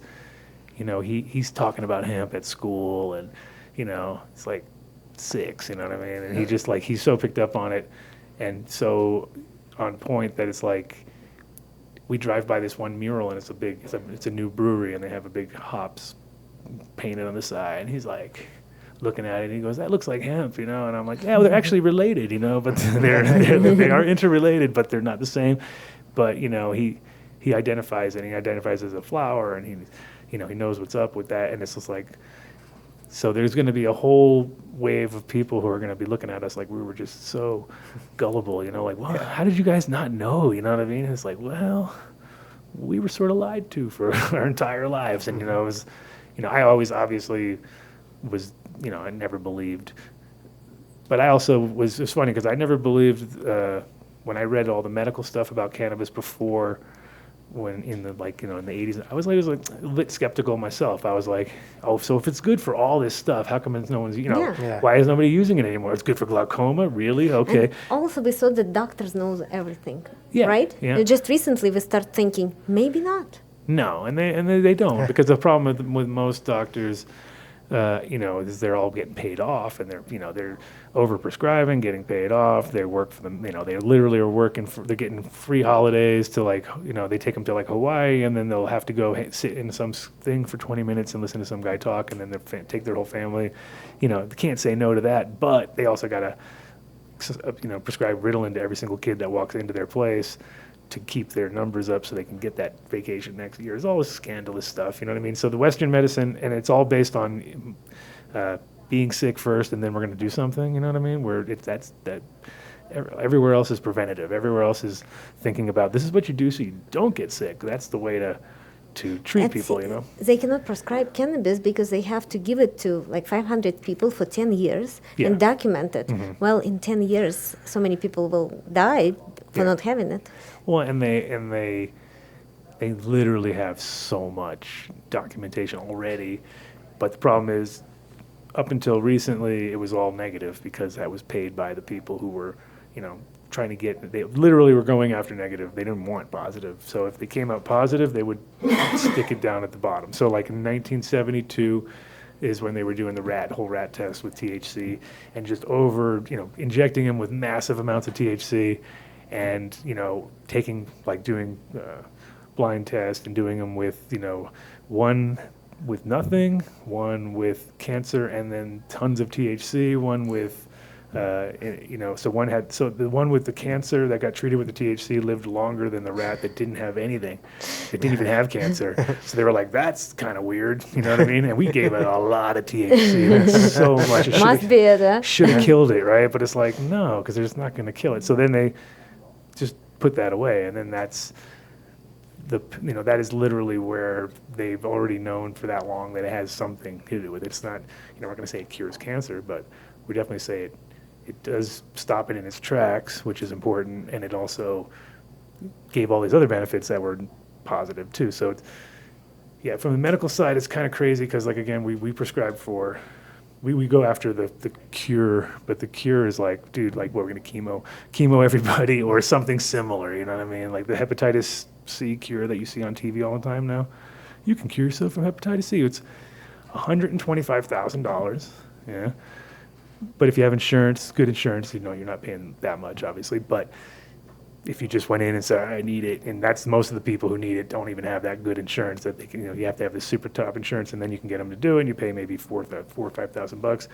But it's a month of just it's a month of somewhere below chemo, because you can do it, yourself, but it knocks you down ridiculous, and maybe it does cure, but I mean, the reality is a lot of these things would have, with nutrition, mixed with cannabis, mixed with, all these kind of combinations of herbal ways of going around it. It's, again, you can't say cure, but you could live with it forever and never have an issue, compared to kill every microbiome in your body and start all over again and never quite be yourself again because you've, shaved a layer off almost at that point where you're just but you're starting point again. So then you have to, rebuild everything back to start. It's very sad because, we have to train ourselves again, and like with my kid again, I go nutrition wise. When we go to it's hard because we go to other people's places. He's like, oh no. he's got Cheetos. You know what I mean? It's like, and he's like, ding. You know, it's like the excitotoxins in the Cheetos are like, and then you see him go in and then crash and then, you know, it's like, so. But then it's funny because he's actually, because he's been kind of, you know, we've been trying to give him the best we can. Is he gets it, you know what I mean? He'll be all, you know, think it's cool, and then later he'll be like, man, that stuff was bad. So it's like, you know, I think that's important just to like instill people. It's hard to train people, you know. It's hard to get them to see the bigger, you know, connection between cannabis and health, and I think when you go like in a rehab situation and you have to do massive amounts of THC, it's interesting to watch because it works almost. And when somebody has a skin issue and you give them some stuff, it almost always works. It's weird. You're like, as long as it's in there and there's no nasty, you know, strange as shit. And that's why you're like always like, okay, if we had so many tests, which they did, and they were all so negative, then obviously those people are lying through their teeth because we've done all these, you know, individual sort of tests and they seem to be super positive. That's why when people do CBD and stuff like that, it's like, stuff's working, dude. It's like, you know, people are, you know, friends of mine are like shamans now in their own, and they don't even know how it's doing, just growing a plant, you know what I mean? But they're giving it to people, and then other people are going like, dude, fucking cancer's gone, or something like, and it's weird, you know, so we know it's way bigger than the cannabis market is right now. The medical side, I think it's like with CBD and every and kind of getting in, you know, every product out there. By 5 years from now, it's going to be so standard. It's going to feel like vitamin C or something, you know, enriched with CBD. You see it in everything. Yeah, they're right. Didn't 7-Eleven or somebody just signed a deal with to carry CBDs nationwide or something like that? 7-Eleven did? Yeah. Why weren't you on that with the news, man? Did it. 7-Eleven carrying now. No, it's I know it's weird. I just And lift all my news from JDR, Tim Martin. oh, is that where you get all your news now? Pretty much. Oh man, there's a little JDR. Well, he does. He's That's so what informative. he is. He's on point for sure. Yeah. Thanks, man. You make my life so much easier. I don't have to be that guy. Right. But now I just be the opinionated weed guy that talks too much. That's my role. You guys carried some CBD. I saw you had some honey. Mm-hmm. That was local honey, right? Yeah, it comes Yeah. from Parker or someplace down there, yeah. Nice. And that's CBD infused. I didn't look at it. That stuff is good. That's I think it's Colorado hemp honey. Yep. Yeah, it's Yeah. hemp extract. It's not a CBD. Yeah. So But I think it has some CBD. But It does have some It does have CBD. CBD in it. Yeah. Yeah. Okay. But And they say hemp extract meaning full plant. full plant, like Yeah. so distillate basically. yeah, Probably. I actually went down to a market where the guy was selling it, and he was very informative about it. Uh-huh. They add a full plant extract to the honey, I guess, and then I guess the way that they mix it is like super state of the art too, so that like it's uniform. It gets into everything. Yep. So Huh. that's Okay. what I know about that brand. in So you mean he's particular. not just taking a bunch of isolate and dumping it in there? Because that's the problem. If you That's what I would be doing. exactly. And they'd be all, why is it so cloudy and weird? It's like, dude, don't worry about it. No, but Yeah, it seems like he has some kind of process. because you remember that one guy that was They- doing the cannabis honey, but he was actually had honeybees in a field, and so that was pretty dope. So that to me would be really interesting to see, just because now and again you'd have to be, it can't just be a bunch of Sensi either, because that won't really work because there's no pollen there. So you almost kind of like you'd have to grow proper hemp. But it'd be I'd be curious to see that. There's also, you ever seen that psychedelic honey they grow in? It's like in Burma or something like that, and it's basically all the bees have there's some flower there, and it's on Vice. You guys could go to Vice, look at psychedelic honey. I'm probably totally wrong on the country. It's something, but it was pretty interesting. These guys are like, they go up there and they're on these cliffs and they're super dangerous to get to, but they're all, by the time they get in there and they're all eating it and getting super high. It's pretty funny to watch. You're like, now that is interesting. So I mean, it definitely could transfer something, but it'd be that's. So you had honey. What else is your other what's your biggest seller basically out there? It's like just I don't remember the brand, but we carry a like a CBD wax and shatter. I think it's they're out of Boulder. Extracts, yeah. They're out Yeah, of Boulder. we have them. Then we have some. Selves. See, if we have CBD edible product, it has to be certified by Denver Department of Health. Okay. If we have creams, lotions, they don't have to be certified. They could be from anywhere. What's the name of that company? We have CBD lotions. I don't remember right offhand. Hemp something, I thought. So No, Narrowed that down. well, yeah. It's, No, that so salves. So I mean, yeah, the CBD shatter, I would imagine, would be. That's an easy no-brainer on that. And then you guys are selling some pipes and some glass and stuff. Do you have any exclusive artists, or you guys are kind of buying we're here just and there, kinda- whatever's yeah. coming through? Yeah. for now it's here and there, but we probably open to have different artists. We just haven't. Yeah, and I mean, your space in the back would actually be really good for a little like kind of art gathering Yeah. with some guys blowing some glass and open the back. Because you can open the back, I guess, or not. Or I don't know because public cannot see us from outside. is there? Yeah, line of sight. Yeah. Is it okay? Well, never mind. But you can like, crack it so they can so you guys don't die. That's Yeah. good. Yeah, You can see your feet. Is that good enough? Like I saw my feet. I guess you could you could come up with a way. But yeah, it's I mean it's nice to bring a glass blower in and have them do some live stuff because it's amazing how that like the same you get people who because they're part of they see the part of the actual production. It's like you'll sales while that guy's there, you'll crush it. You know what I mean? And then of course then like after it's a little harder, but I've done that a lot over the years where just having the guy right there and the artist, it makes it a huge, all of a sudden that guy's just got people wanting, hand over fist his stuff. And then, it's good then it's easier, of course, to sell it because you got the guy there and you kind of, but then after the fact, you just have to remember you have to remember exactly what the guy's doing and reenact it. But, what else? So you guys are allowed to do? So food-wise, you guys can't. I mean, because licensing, I'm sure that's like you can't prepare anything. Obviously, We cannot prepare anything. And our refrigerator is not certified yet for the perishable food, but we're working on it. And you could create like a juice bar eventually or something like that. Maybe is that possible, or is that hard for? I think what we're trying to do, we're trying to certify a refrigerator first so we can have yogurts. Then we will Because have. that hemp. Because if you could do one thing that would be awesome is to get hemp leaves and be able to do to juice them because that's Oh, something really? that Yeah. that's something that a lot of people want to try, and there's never been. Do you know who does that? Or there is a company who does that? You or- can. The juicers are the same as you would use for wheatgrass, so you can pretty much buy that standard. And the leaves, you would have to make sure that they're coming from a hemp farm, and they'd have to be fresh, and they'd have to be under, the right THC content, obviously, to keep it legal. Did you try that juice? I've juiced leaves before. The key to the biggest problem with juicing leaves is sourcing quality stuff that has never been sprayed with anything because you definitely don't want to juice like guys who have been dunking them, even if they're clones. And then no, don't worry, they've already grown. It's like no, I need it to literally be like grown wild with nothing. And then when you juice them when they're really young. You don't want old leaves. You want young leaves.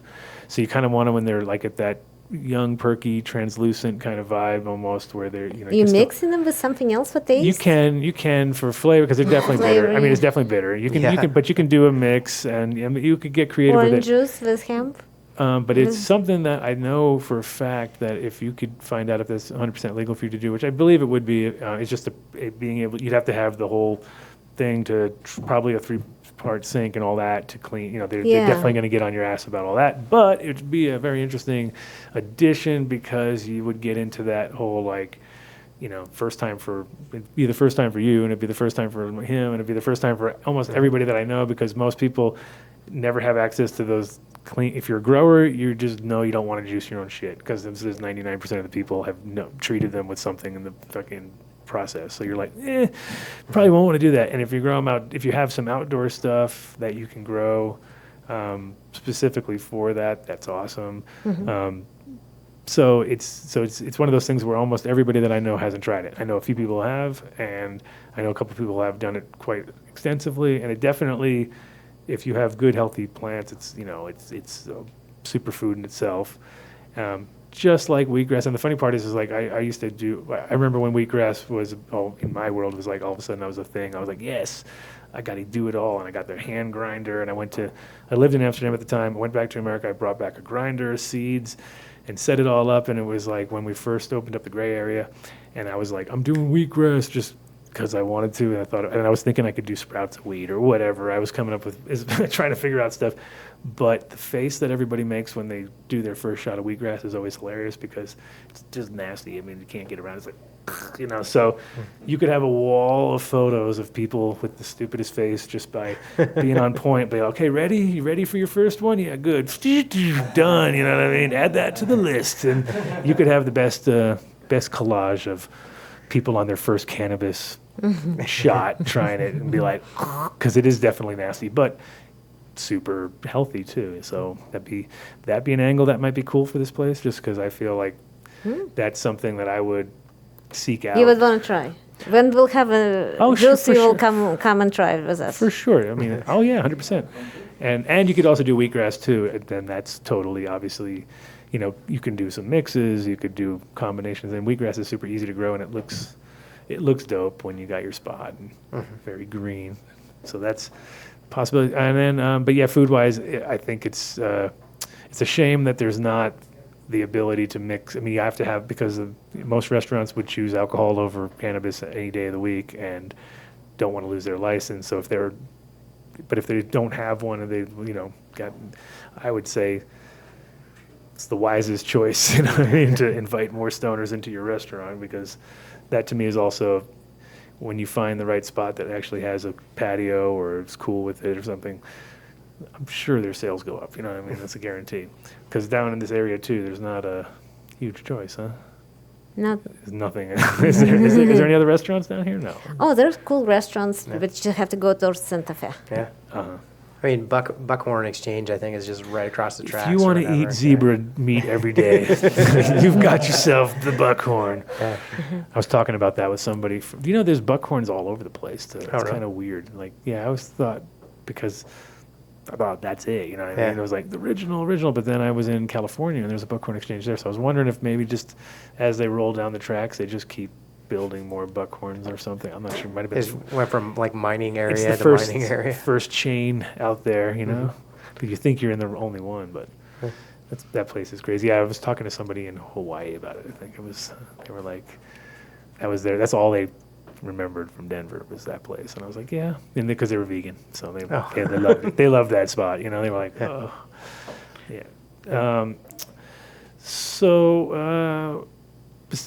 Give us the. I guess what are we at, the 2 hour mark now?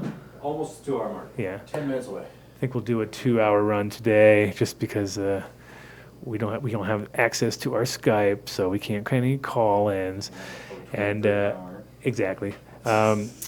What's the best way again for people to get to know the place online when they're coming in, or is there do you guys have any kind of first time specials or anything like that when people come through? Well, if they purchase anything at the dispensary, the consumption entrance is free. It's always free if they don't consume. They can just come and take a look. The chat guys were asking for a code, possibly, if in case they heard about you guys from the show or not. I don't want to make up an Adam Dunn show code in case they come through for. I don't know what they just get. An idea, yeah. I don't know what they get, but we just make it up. But maybe we can do it. We'll come Let up. us think about it. We'll come up with something and we'll put it onto the site, and then you guys can. Give them some. They'll get on a flight. They'll be like, "All right, I'm coming from Finland now for this deal, for this 10% discount. I will be there tomorrow."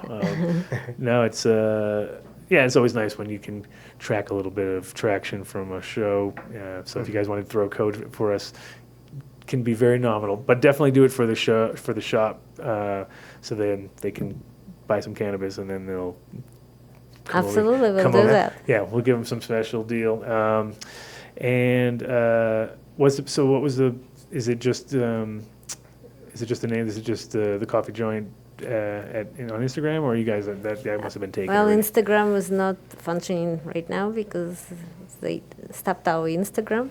Oh, We're you fighting guys that. you guys got licked from that one. Yep. What but they got through your code? They got through your. They were like 2 coffee cups, green in the middle. Oh. Yeah, we haven't been even posting much of anything. No prices, no any.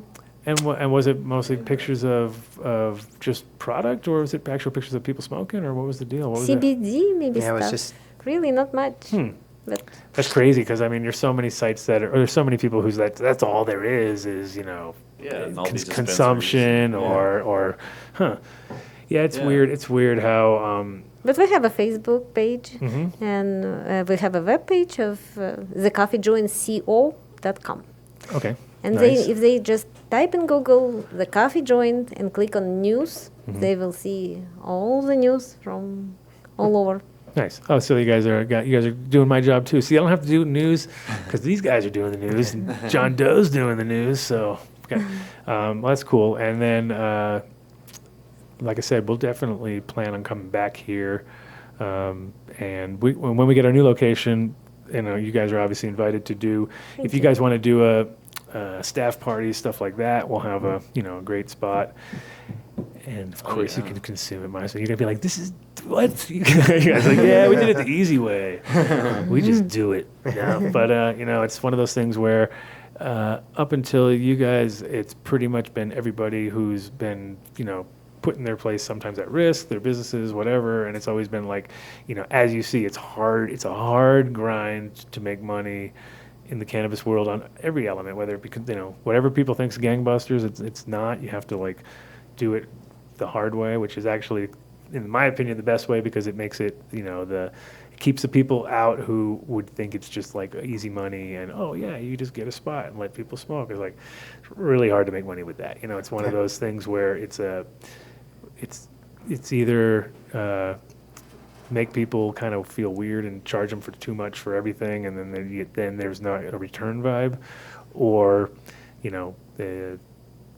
have enough you got to sacrifice by knowing you're kind of giving them everything for almost nothing anyway, but then slowly build it up and get into the volume. So hopefully you guys can expand it, make it bigger, get the second one rolling. That's going to be awesome. Maybe you'll get one at the airport one day. That'd be the best, right? Yeah. If you could have a coffee joint in the airport, that'd be the Because right now they coming on a layover in Denver. Oh, They yeah. coming with the suitcases here, and they saying, "Well, we came from here, Oh, going there, I got 2 hours in another, Denver." I got another easy idea for you, which I'm sure you guys are already working with a lot of Uber guys and things like that. But one of the first things I did when I came to Colorado is I bought a super stretch limo, and if I had a place like this, picking people up at the airport in a funky old limo that they can legally dab in because it's the only legal place to do it is either in the limousine with a partition, which you could do that very easily, or a party bus or whatever, and have them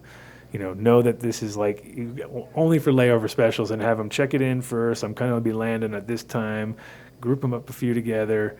Those would be your customers for life because that would be like the service above and beyond. Because I had actually 1 year for Amsterdam, we did we were doing the Cannabis Cup with a coffee shop called Superfly, and they were 15 minutes. I think they're even less, 13 minutes from Skipple. So we did exactly that service for them. And they had a limo that was just sitting there waiting, and they get a call. The guy would be there. He'd bring them back. They'd buy some weed, they'd get high, and then he'd bring them right back to the plane and get them back in.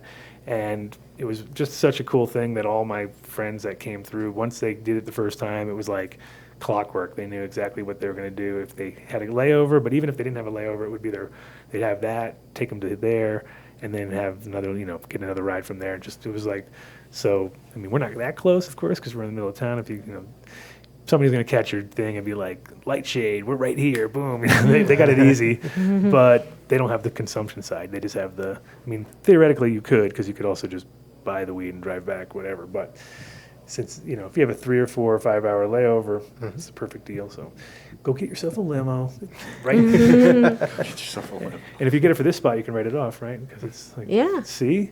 So there you go. It's even worth it more. I paid $3,000 for mine, and I sold it for $2,000 after I had it for 3 or 4 years, something like that. So, Good deal. pretty easy. And it was a '93 Brougham, so it was literally a Beastie Boy video every day. You know what I mean? It was like flamed out on the sides, and it had a Bronco. It was a Bronco tailgater party thing. So the guy had he had a Bronco with a flame job on the side, and then I just covered the Bronco with my head and put my logo on there. I was like, yeah. And then it was like, oh, yeah, this is it. So that's what I would do. All right, I want to, I got to talk about my roly-poly. Oh, you're roly-poly. Roly-poly in the house. So my kid, Nick, said this roly-poly wanted to be on the show. He wanted me to talk to it, so I have to ask him a question. So, roly-poly, welcome to the Dunn show. I heard you're friends with my son Nick. Yes, Nick is really a great kid. Really? So he's going to let you go later or not? Yeah, he said he was going to let me go when I get home. All right, I'll make sure that happens. Thanks, roly-poly, for coming on the show. Yeah. Yeah, roly-poly in the house. And I put him into, you notice how you see how he's got his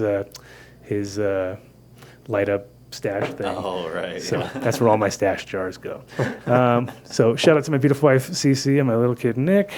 Little Nick's now 6. He's getting big.